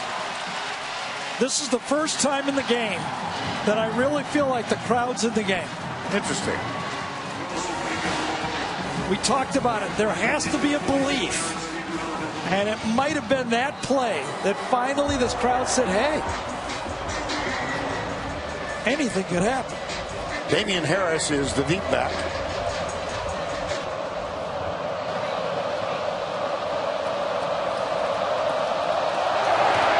Carlson.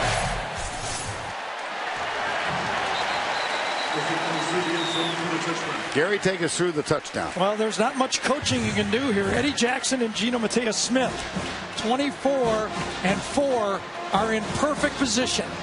They've got everybody in front of them. They see the throw. They react to it.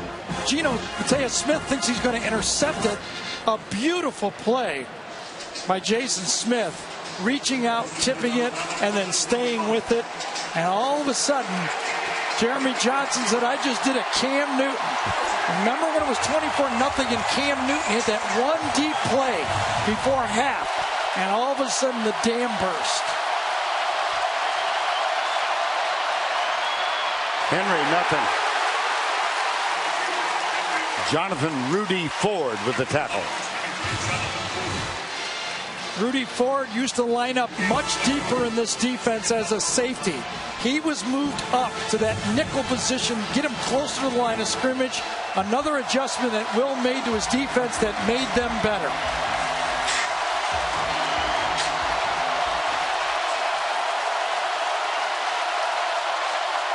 On 2nd and 9, delayed handoff to Henry. He surges out across the 30 to the 33. Now let's take you back to the Aflac trivia answer. The question, the only season in which Alabama and Auburn each had a player finish in the top 5. You get kudos for this. I got that one. Yeah, he got that. Well, that's back when I played, so I should have an idea. All right. 3rd down and 3. Ridley, top of the screen.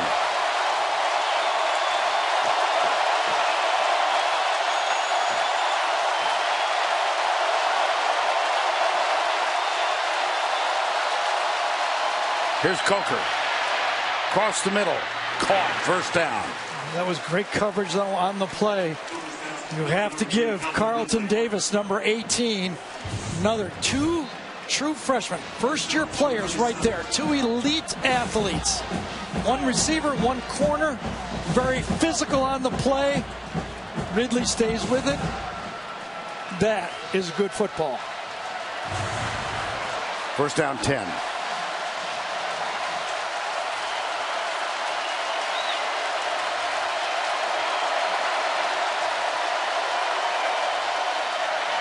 Henry. Oh, so close. Adam Zucker in our New York studio for a Ford update.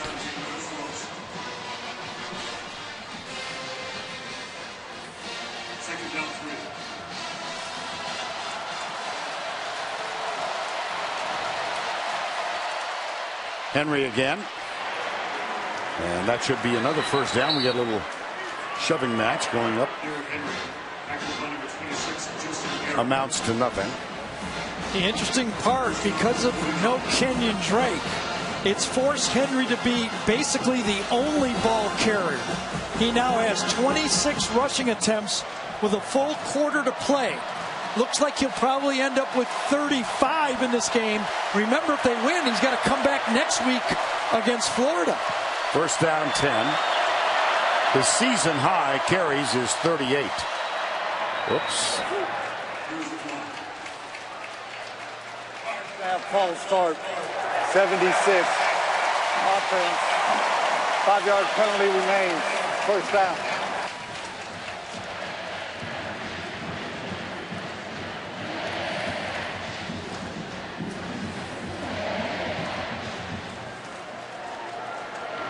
Five-yard penalty, walked off against Dominic Jackson, the right tackle.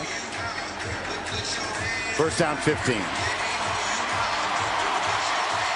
Ridley and Stewart, 6 catches each. Henry, 156 yards.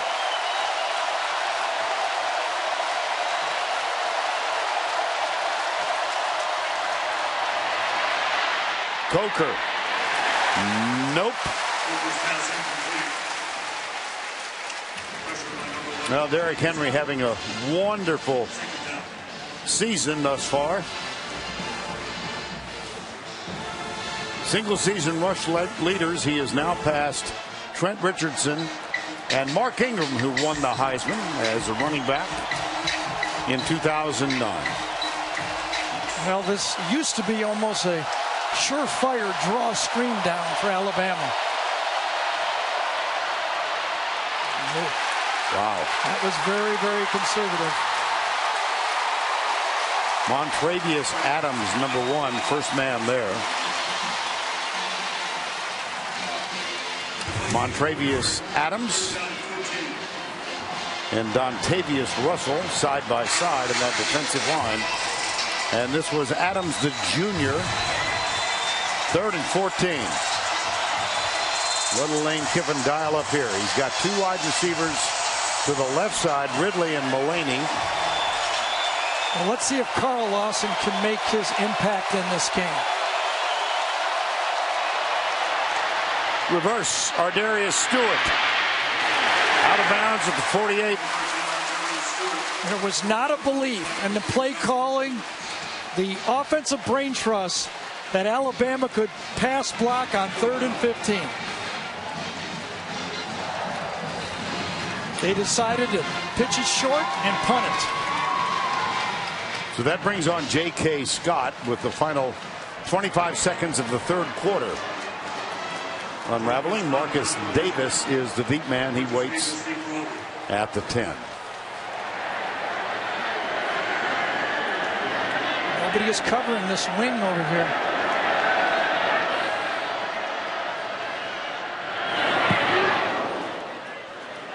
J.K. Scott. Twice when he didn't want to, got off his 2 best punts tonight. So it is a touchback.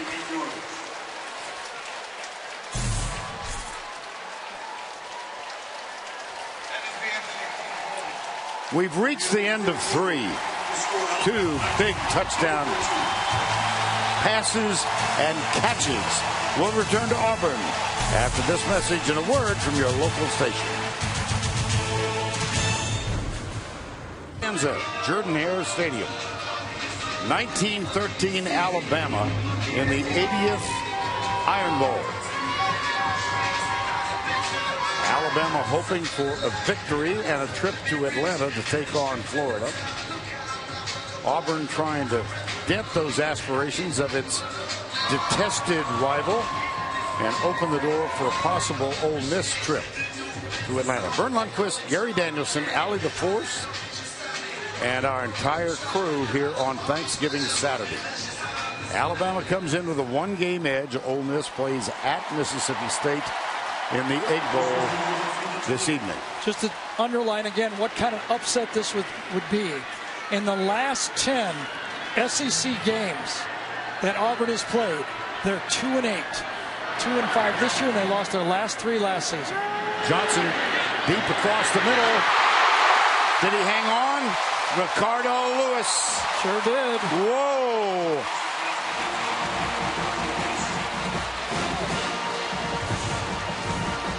Ricardo Lewis goes up to get it.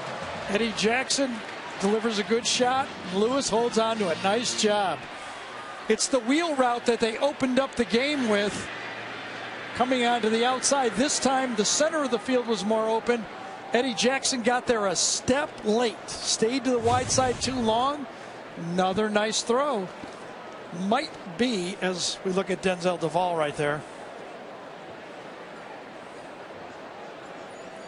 One of the seniors for Alabama. He's right there. Let's see what happens to him. Takes on the blocker. It appeared that even before he got the last end of that play, it hurt him as he was rushing. He could feel it as he was rushing. Time call. Time for our Geico game recap.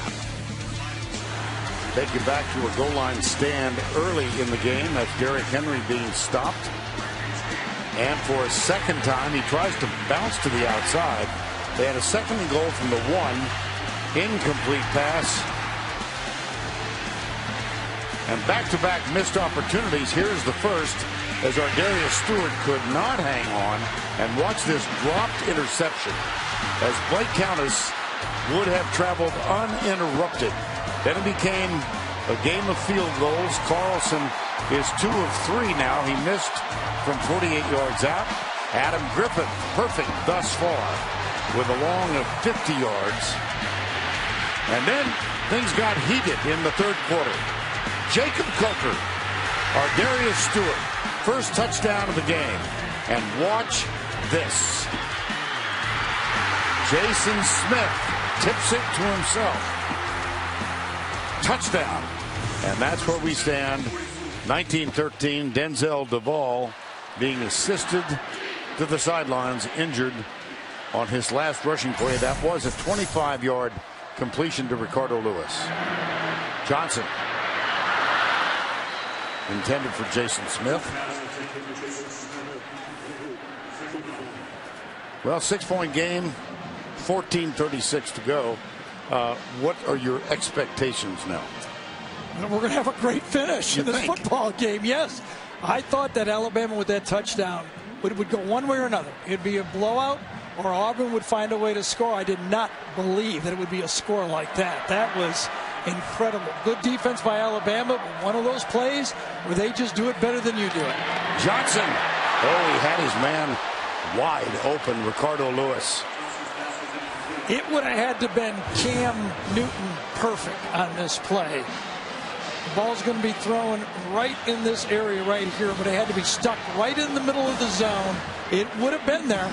You're right, Vern. He was open, but it would have had to been a really good throw. Yep, Cam could have got that one. 3rd down 10.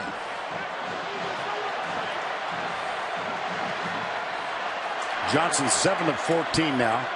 Again, we've had no turnovers in the game. Here's Johnson. Rush coming. He avoided it. Johnson, no, he can't. Loses his balance after the initial contact was made. Geno Matias Smith. Well, I think it was just one right after another.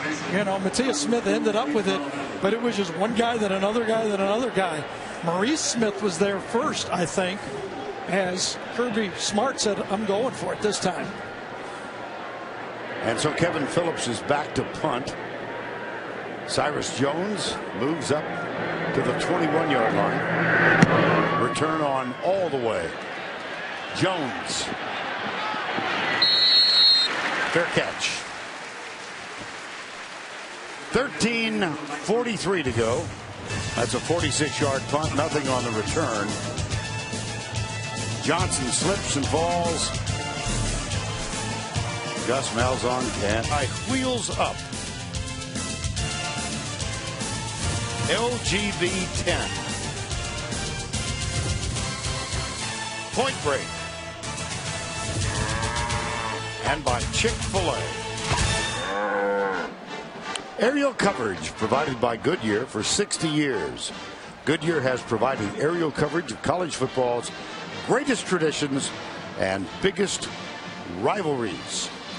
Jordan-Hare Stadium. I think most of you know that Jordan was Ralph Shug Jordan, 25 years a head coach at Auburn. How about the Hare? Cliff Hare, a member of Auburn's first football game team in 1893, ultimately became dean of the Auburn School of History. And just to complete the thought, it's Pat Dye Field. Pat Dye, coach here for 12 years. And very instrumental in getting Alabama to play here and making it a home-and-home series. Derrick Henry.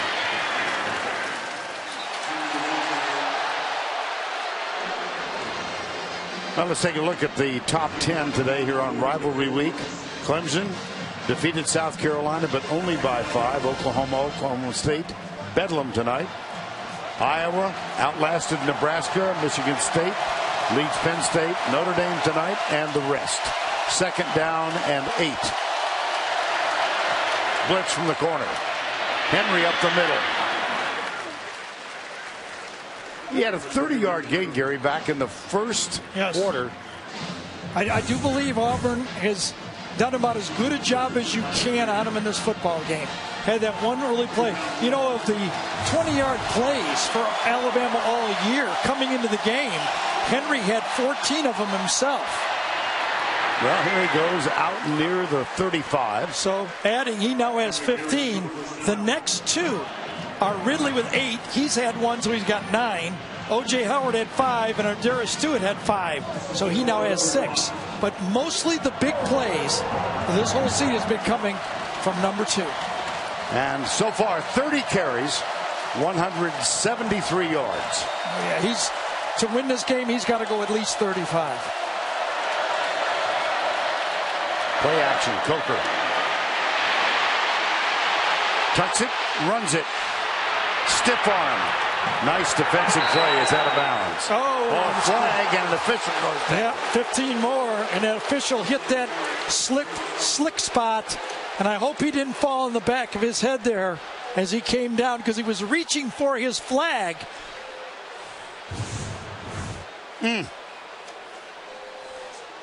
Right there at the end of the play, it's going to be Rudy Ford, Jonathan Ford, number 23, that gets the call, but the official took a nasty one.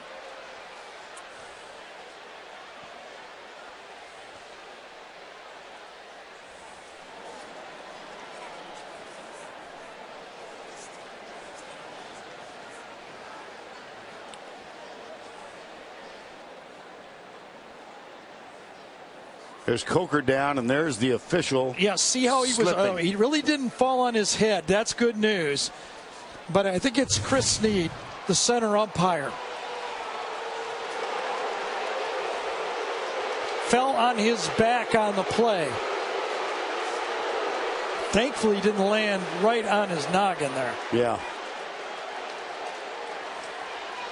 But he did throw the flag, and it's going to be 15 yards marched off. He looks like a tough guy, though, I'll tell you that. He does. I'm all right.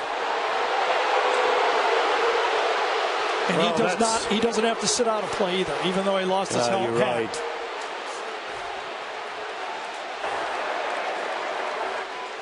After the play, personal foul, late hit out of bounds. Defense, 15-yard penalty, first down. This is an easy call. Jonathan Ford, number 23, working hard. I get that. Coker's a big, tough guy. But as he hits him, his first contact, Coker's nearly 3 yards out of bounds. And you can see the flag's being thrown, and Chris is throwing his flag just as he's going down.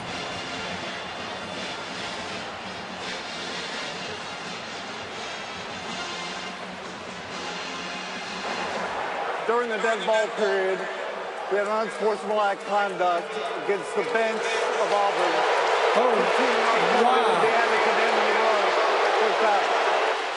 That is a 30-yard penalty on the end of a, 4 or 5 yard play? Wow. All our eyes were on the opposite sideline. I did not see that.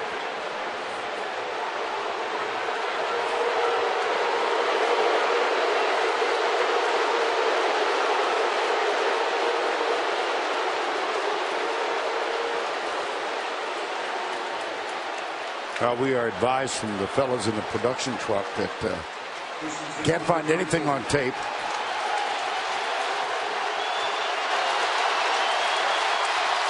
First and 10 at the 34. Henry. Chris Frost is the first man there. I tell you, we are suspecting that it might have been on Will Muschamp for language.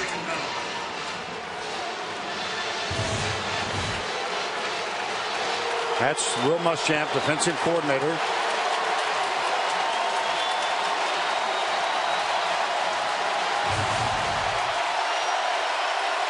Second down. Mullaney in motion. Henry. One more look at this. This is exactly what happened. Will Muschamp starts working, and it must have been something he said. He's out on the field. He did not like the call. I don't read lips. I have no idea what he said. But the official threw a dead ball, 15-yard flag on it. Yep. Third down, 7.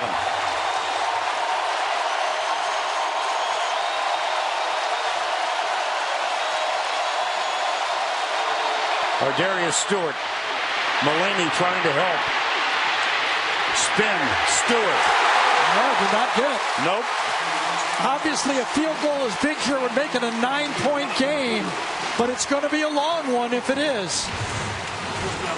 So after the 30 yards of penalties, Will Muschamp's defense stands up and gets the stop.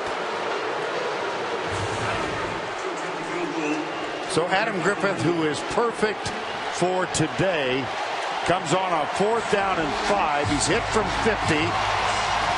This one is from 47. Huge field goal.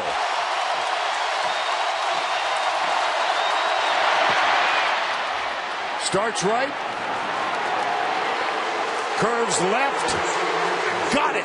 Oh, Will Muschamp is back out on the field. They had to drag him off again. He is very fortunate he did not get 15 more right there. The kick goes through, and look at him churn right there. Look at him get pulled back. A good job by the assistants to turn what could have been another disaster, and Tom Ritter is telling Will he's got to cool it. The commissioner of the SEC, Greg Sankey, is here. Dr. Pepper, Florida 10-1. They've earned their way in. It'll be either Alabama or Ole Miss. And the day begins with an hour's worth of pregame talk.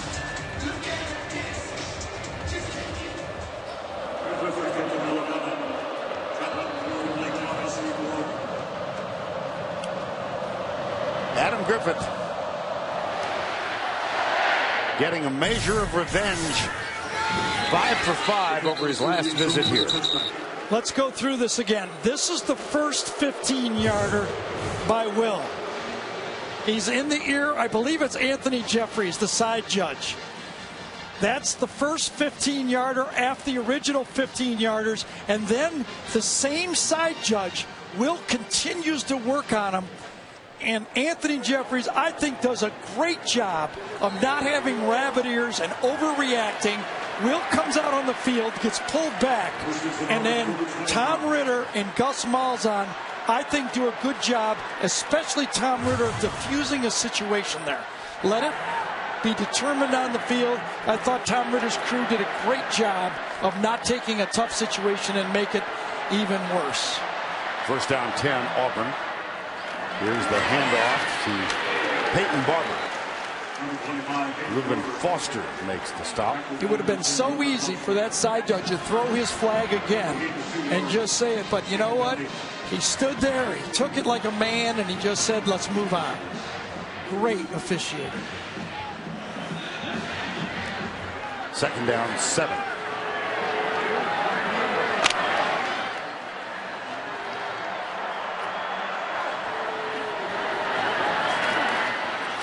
Into the flat.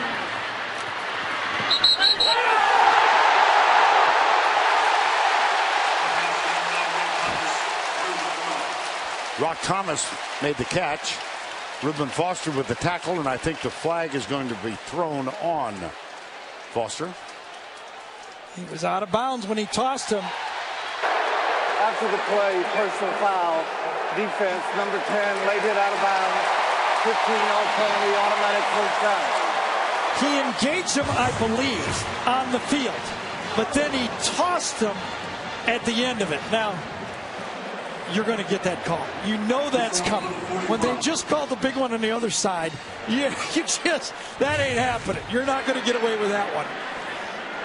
That was an easy call. In the middle of a game, in the middle of nowhere, if nothing happens, maybe not. But after what just happened, they're going to call it. Up the middle, nothing doing. I think, first down and 10. And Reuben Foster makes another play. Yeah. Just a reminder that he committed to Auburn. He is a native of Auburn and then flipped at the last minute and signed with the Crimson Tide. A lot of people were speculating why Nick Saban didn't go for 2 earlier. This is the exact reason why you don't early, because now another field goal makes it a 9-point game. If he'd have gone for it and not made it, it would have been an 8-point game, a 1-possession game. Johnson into the flat to Peyton Barber, and he can't hang on to it. They're always nice when you make them for 2, but you have to think about what if you don't. Just imagine if Alabama was at 21 now. 8-point game means just 1 possession. 3rd and 10. Johnson now 8 of 16. 77 of his 169 yards came on a touchdown pass, a brilliant play by Jason Smith. I think if Auburn gets 4 or 5 yards here, they may think of going for it on 4th down. Rush coming. Rush getting there. Tim Williams. That's his 6.5 sack of the season. Can I tell you, as a quarterback, the half sacks hurt just as much as the full sacks, okay? They hurt. Left side of the screen comes around to the outside. It is a substitute in the game for Auburn. Robert Leff, number 70, is in the game for Avery Young, number 56, and got beat pretty easily. So that will bring on Kevin Phillips for his 5th punt. Cyrus Jones back, fair catch. Called for and taken at the 18. Well, I can tell you right now on that Alabama bench, they're going 1 5 or 6 minute drive right now, and we're going to go into the SEC championship and play for a spot in the playoffs. Alabama up by 9. Let's take you back to the Alabama LSU game and a similar circumstance. Yes, this is when LSU pulled it within 14 in that 4th quarter. Alabama takes it out of their own shadow, their end zone, and puts together a drive to finish it off. Same situation right now. Up by 9, two-score game. You see Lane Kiffin right there saying stay in bounds. They want 4 or 5 first downs and put it away. Obviously, the other side says now or never. 3 and out. Tackle for a loss. Whatever we can do right now. Can this Auburn defense produce a punt and go from there? First down 10.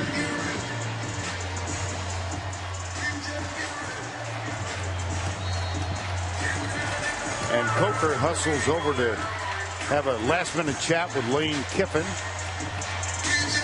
Keep your eye upper right corner of the graphic. 13 seconds on the play clock, and Derrick Henry might expect a heavy dose of hit. Everybody knows Derrick Henry's getting the ball here. You better hurry up. 3 seconds.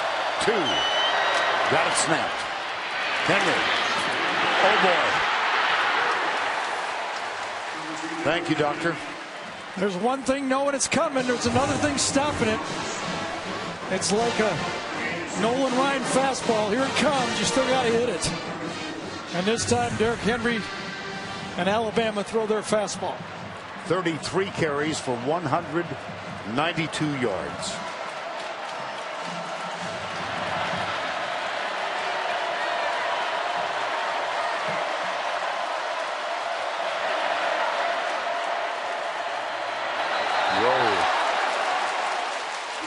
Dominic Jackson. False start, 76.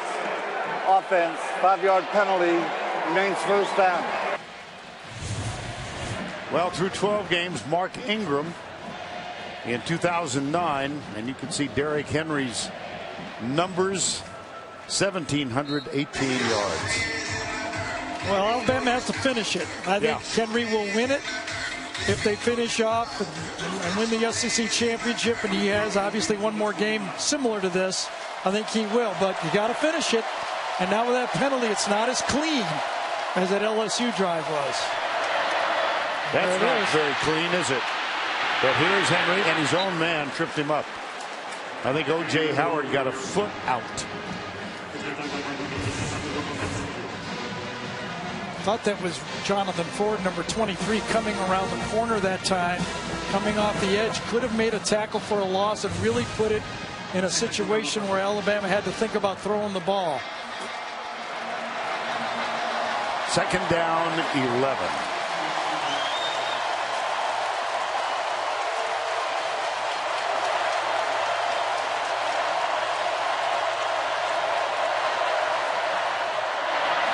Up the middle, Henry.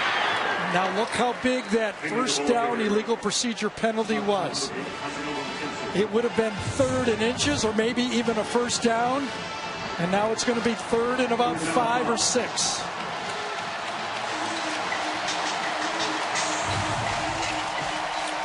"200-yard games in a single season." He's in pretty rarefied air, isn't he?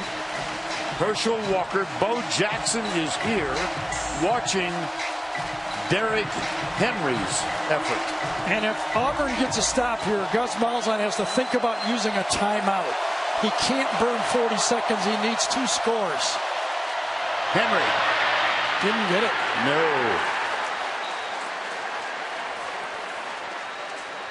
Well, that's going to take another 2 minutes off the clock unless Auburn wants to start burning them now.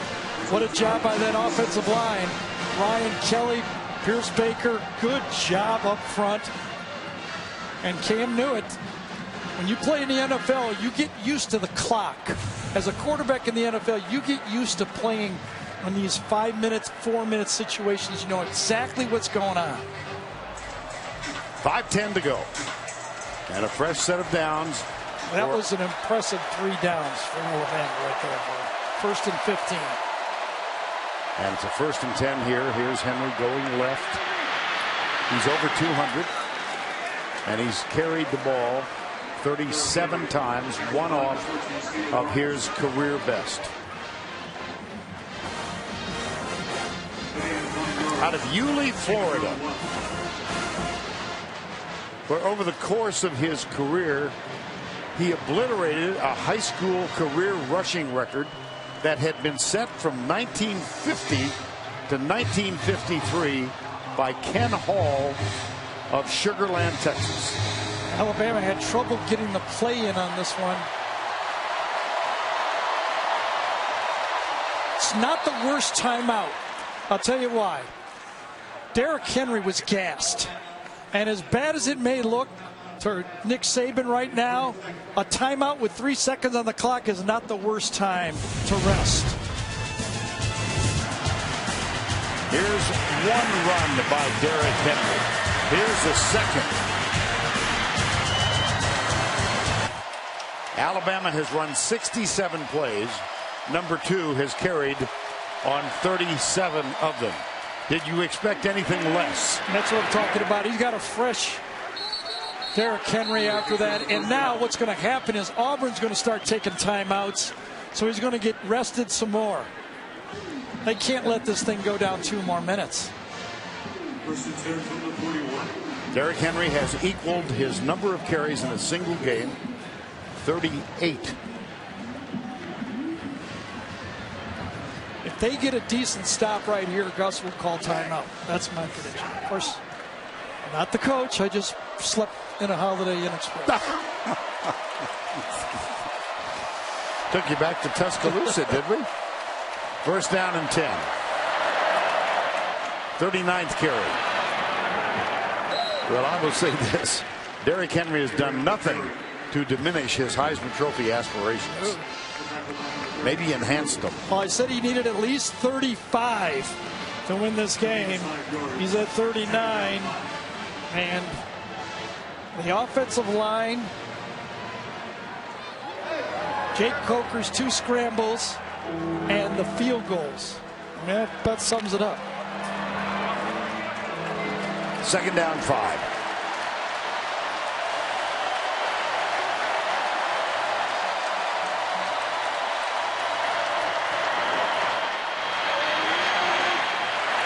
Down on this. Timeout. You've got to call timeout, please. They did. Whew.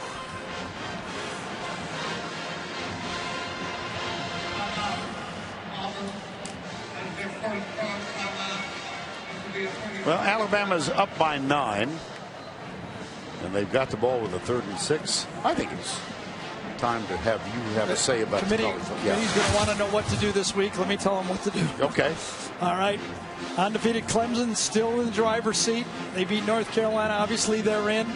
Iowa and Michigan State control their own destiny. That's a play-in game.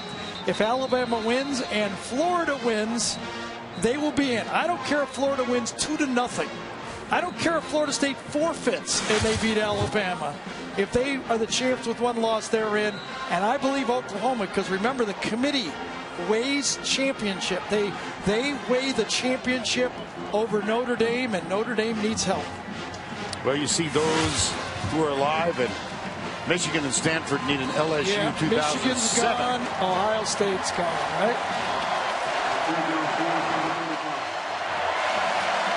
3rd down 6.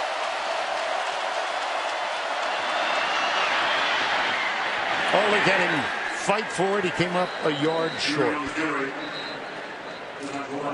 I think Alabama's going to go for this, aren't they? I think so. So timeout called by Auburn. Listen, I know that you have looked intensely at the protocol. You're going to get everybody mad at me. Well, no. Okay. I'm here to say. All right, I'll do it myself. This is the protocol.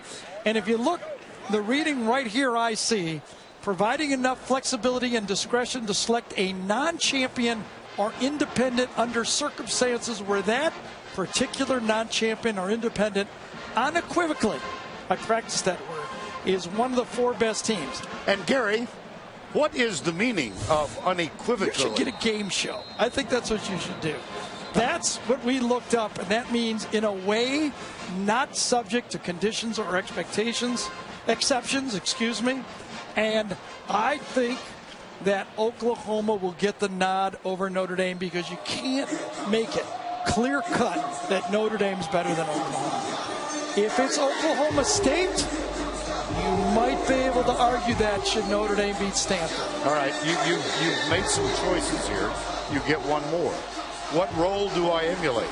Pat Sajak or Alex Trebek? Either one. I'm really not sure if Ohio State's out yet because there could be chaos at the end. Yep, I agree. 4th down. Derrick Henry. I don't know. Derrick Henry on the carry. I don't think he did. Nope. I thought his knee came down. This would be looked at like a touchdown. I think he's short. He never really got his feet behind him on this one. He stumbles and falls forward, and I don't think so. Game's still alive. He needed to hit that full speed. Yep. It's very close.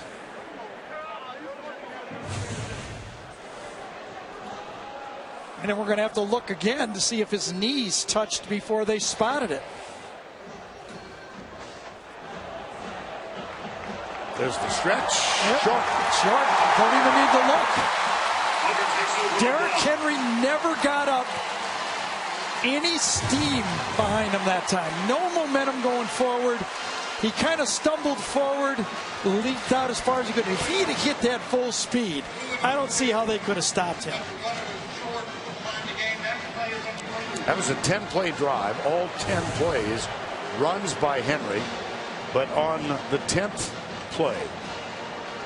And remember, it was the 4th down play 2 years ago that Alabama didn't make that really set up all the craziness at the end of the game. Remember Carl Lawson made that stop on 4th down? I think the ball was down before the knee was down.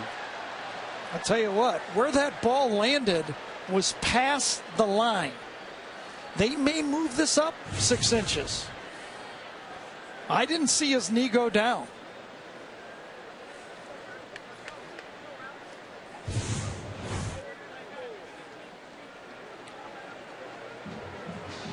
Knee down right there. Yeah. Well, if anything, they're not moving that. No. They're not moving that. That ball's staying right there. There's not enough there. After review, the ruling on the field is confirmed. Auburn's ball, first down. Now that was unequivocal. There, no doubt about that. Well, now we got a football game again. All you need to do, remember, if they make that, the game is over. Right. Now, you got to hold on if you're Alabama, and Auburn has one more chance. They score, they go onside. Alabama took 5 minutes off, but they cannot take 7.5 minutes off. But they needed one more first down. Johnson 8 of 16 for 169. 3-man rush. They drop 8. That one is complete and stops the clock. Peyton Barber.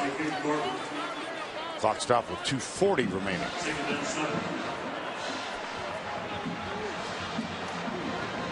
Well, you remember with the way Daniel Carlson can kick.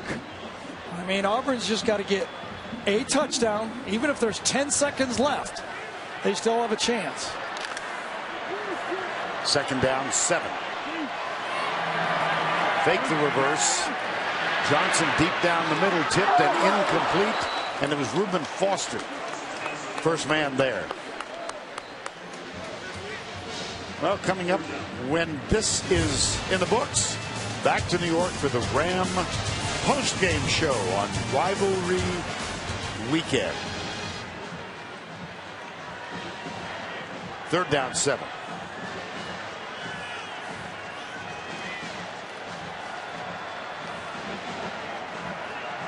This Alabama defense, one of the best sacking defenses we have in college football. Can they make a play, or will Johnson have the time to throw the ball? 4-man rush. Johnson has the time, but it's incomplete. It was 4th and 7. Missed him.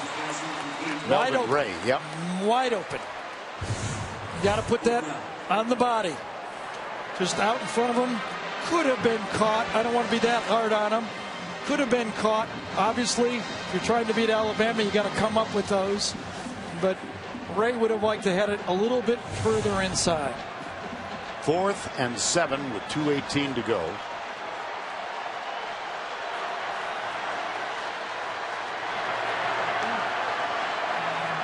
They stack receivers on both sides.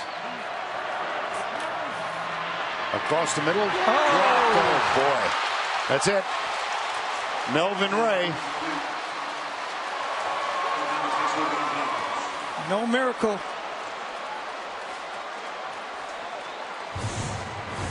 Ray had 2 chances. The first one, he could have made a good catch. The second one, he needed to just make a high school catch.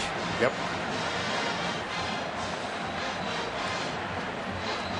So the ball goes over on downs. 2:13 remaining. Auburn could get it back with the proper use of timeouts with what, 29, 30 seconds left. They got one left. One timeout remaining.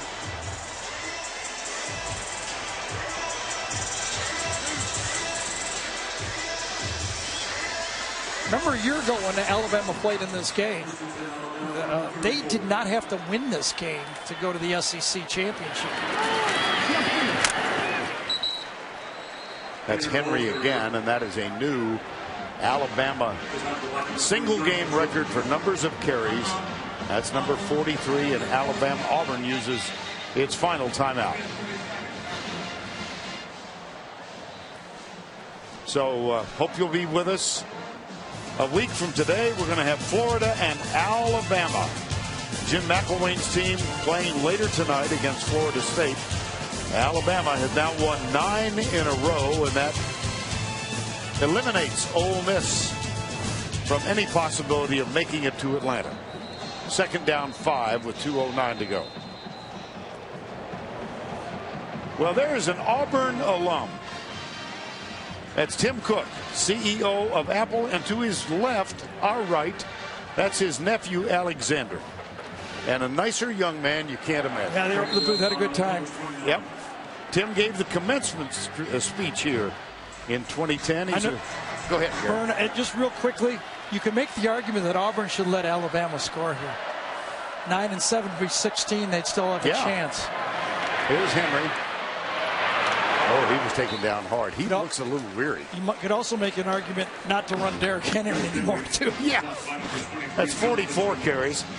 I'm reminded of the classic John McKay line when he was coaching at USC, and he had a running back named O.J. Simpson who carried it 38 yards. And McKay was questioned about the number of carries. Didn't that tire out O.J. Simpson? And John McKay said, I don't know why, it's not heavy. That's right. Well, sure, Alabama can't get him nicked on a, kind of a meaningless run right here. 3rd down 5.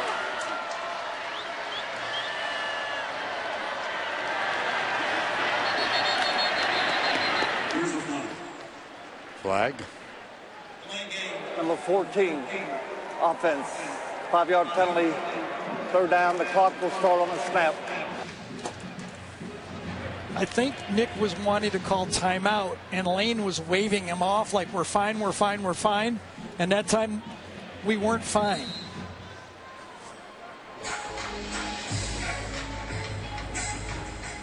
Sometimes you're right, sometimes you're wrong. Well, they'll have a decently long bus ride to either discuss it or choose not to. 3rd down 10. Henry. Henry, the ball carrier. On 45 carries, 246 yards. So they'll go for it here on 4th down again. Under a minute. Could Alabama take a timeout with 1 second to go here and rest Henry for this 4th down play?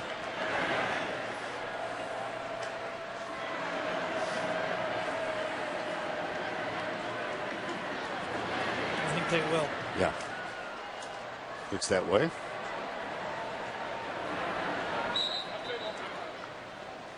Fourth down 1, 33 seconds remaining.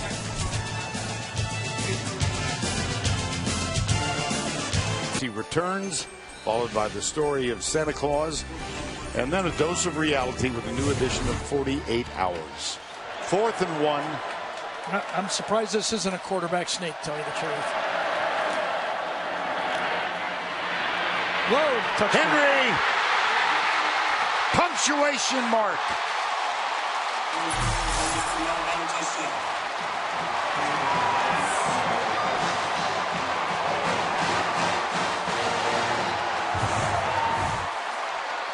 Everybody gets their blocks, gets around the corner. I thought for a second he was going to slide down on the 1 yard line. But why not? 22nd rushing touchdown, surpassing the mark set by Trent Richardson. Adam Griffith with the extra point. Griffith 5 for 5 field goals tonight. Little revenge for the young man born in Poland and adopted by a couple from America. Derrick Henry now with 271 yards. It is not all that long a ride from Auburn to Tuscaloosa, and no one will enjoy it more than Derrick Henry. 46 carries, 271 yards as Crimson Tide wins its 9th in a row. They lost at home to Ole Miss with 5 turnovers in that game, and they are rolling. It took a little struggle tonight. It did, but that touchdown made a lot of Alabama fans very happy, if you know what I mean. I think I get your drift. And only now is the game over. Well, the struggle continues. Kerryon Johnson Great job by Jeremy Johnson on the bench. I was watching to him. He went right over to Ray and said, hey, we've all been there. We've all made mistakes. It's not all on you, Mel. Everybody tries to catch him. Melvin Ray was just wasn't able to lift his head up, and Jeremy walked over there. Good leadership. Played a good, tough football game. But, you know, as we look forward to that SEC championship, Alabama's dynasty started by beating Florida. Remember that? Back in 2009. They've been #1 at some time in the season. Think about this. Every season since 2008. And they can do it again this year. Incredible run. Yeah, it has been.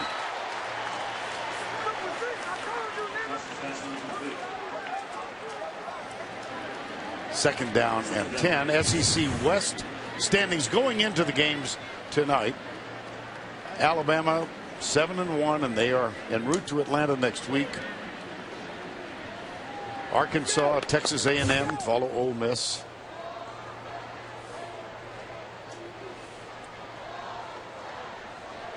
Second down 10.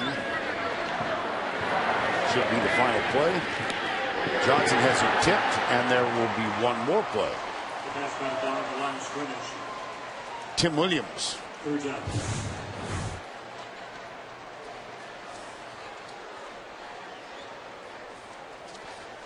Just thinking about that sequence back there when we had Ford with the hit out of bounds and Will Muschamp and those important 15 yards that actually got Alabama into field goal position. Those were big 3 points. I mean, just a lot happened in that fourth quarter. Johnson, lateral play, and that'll do it.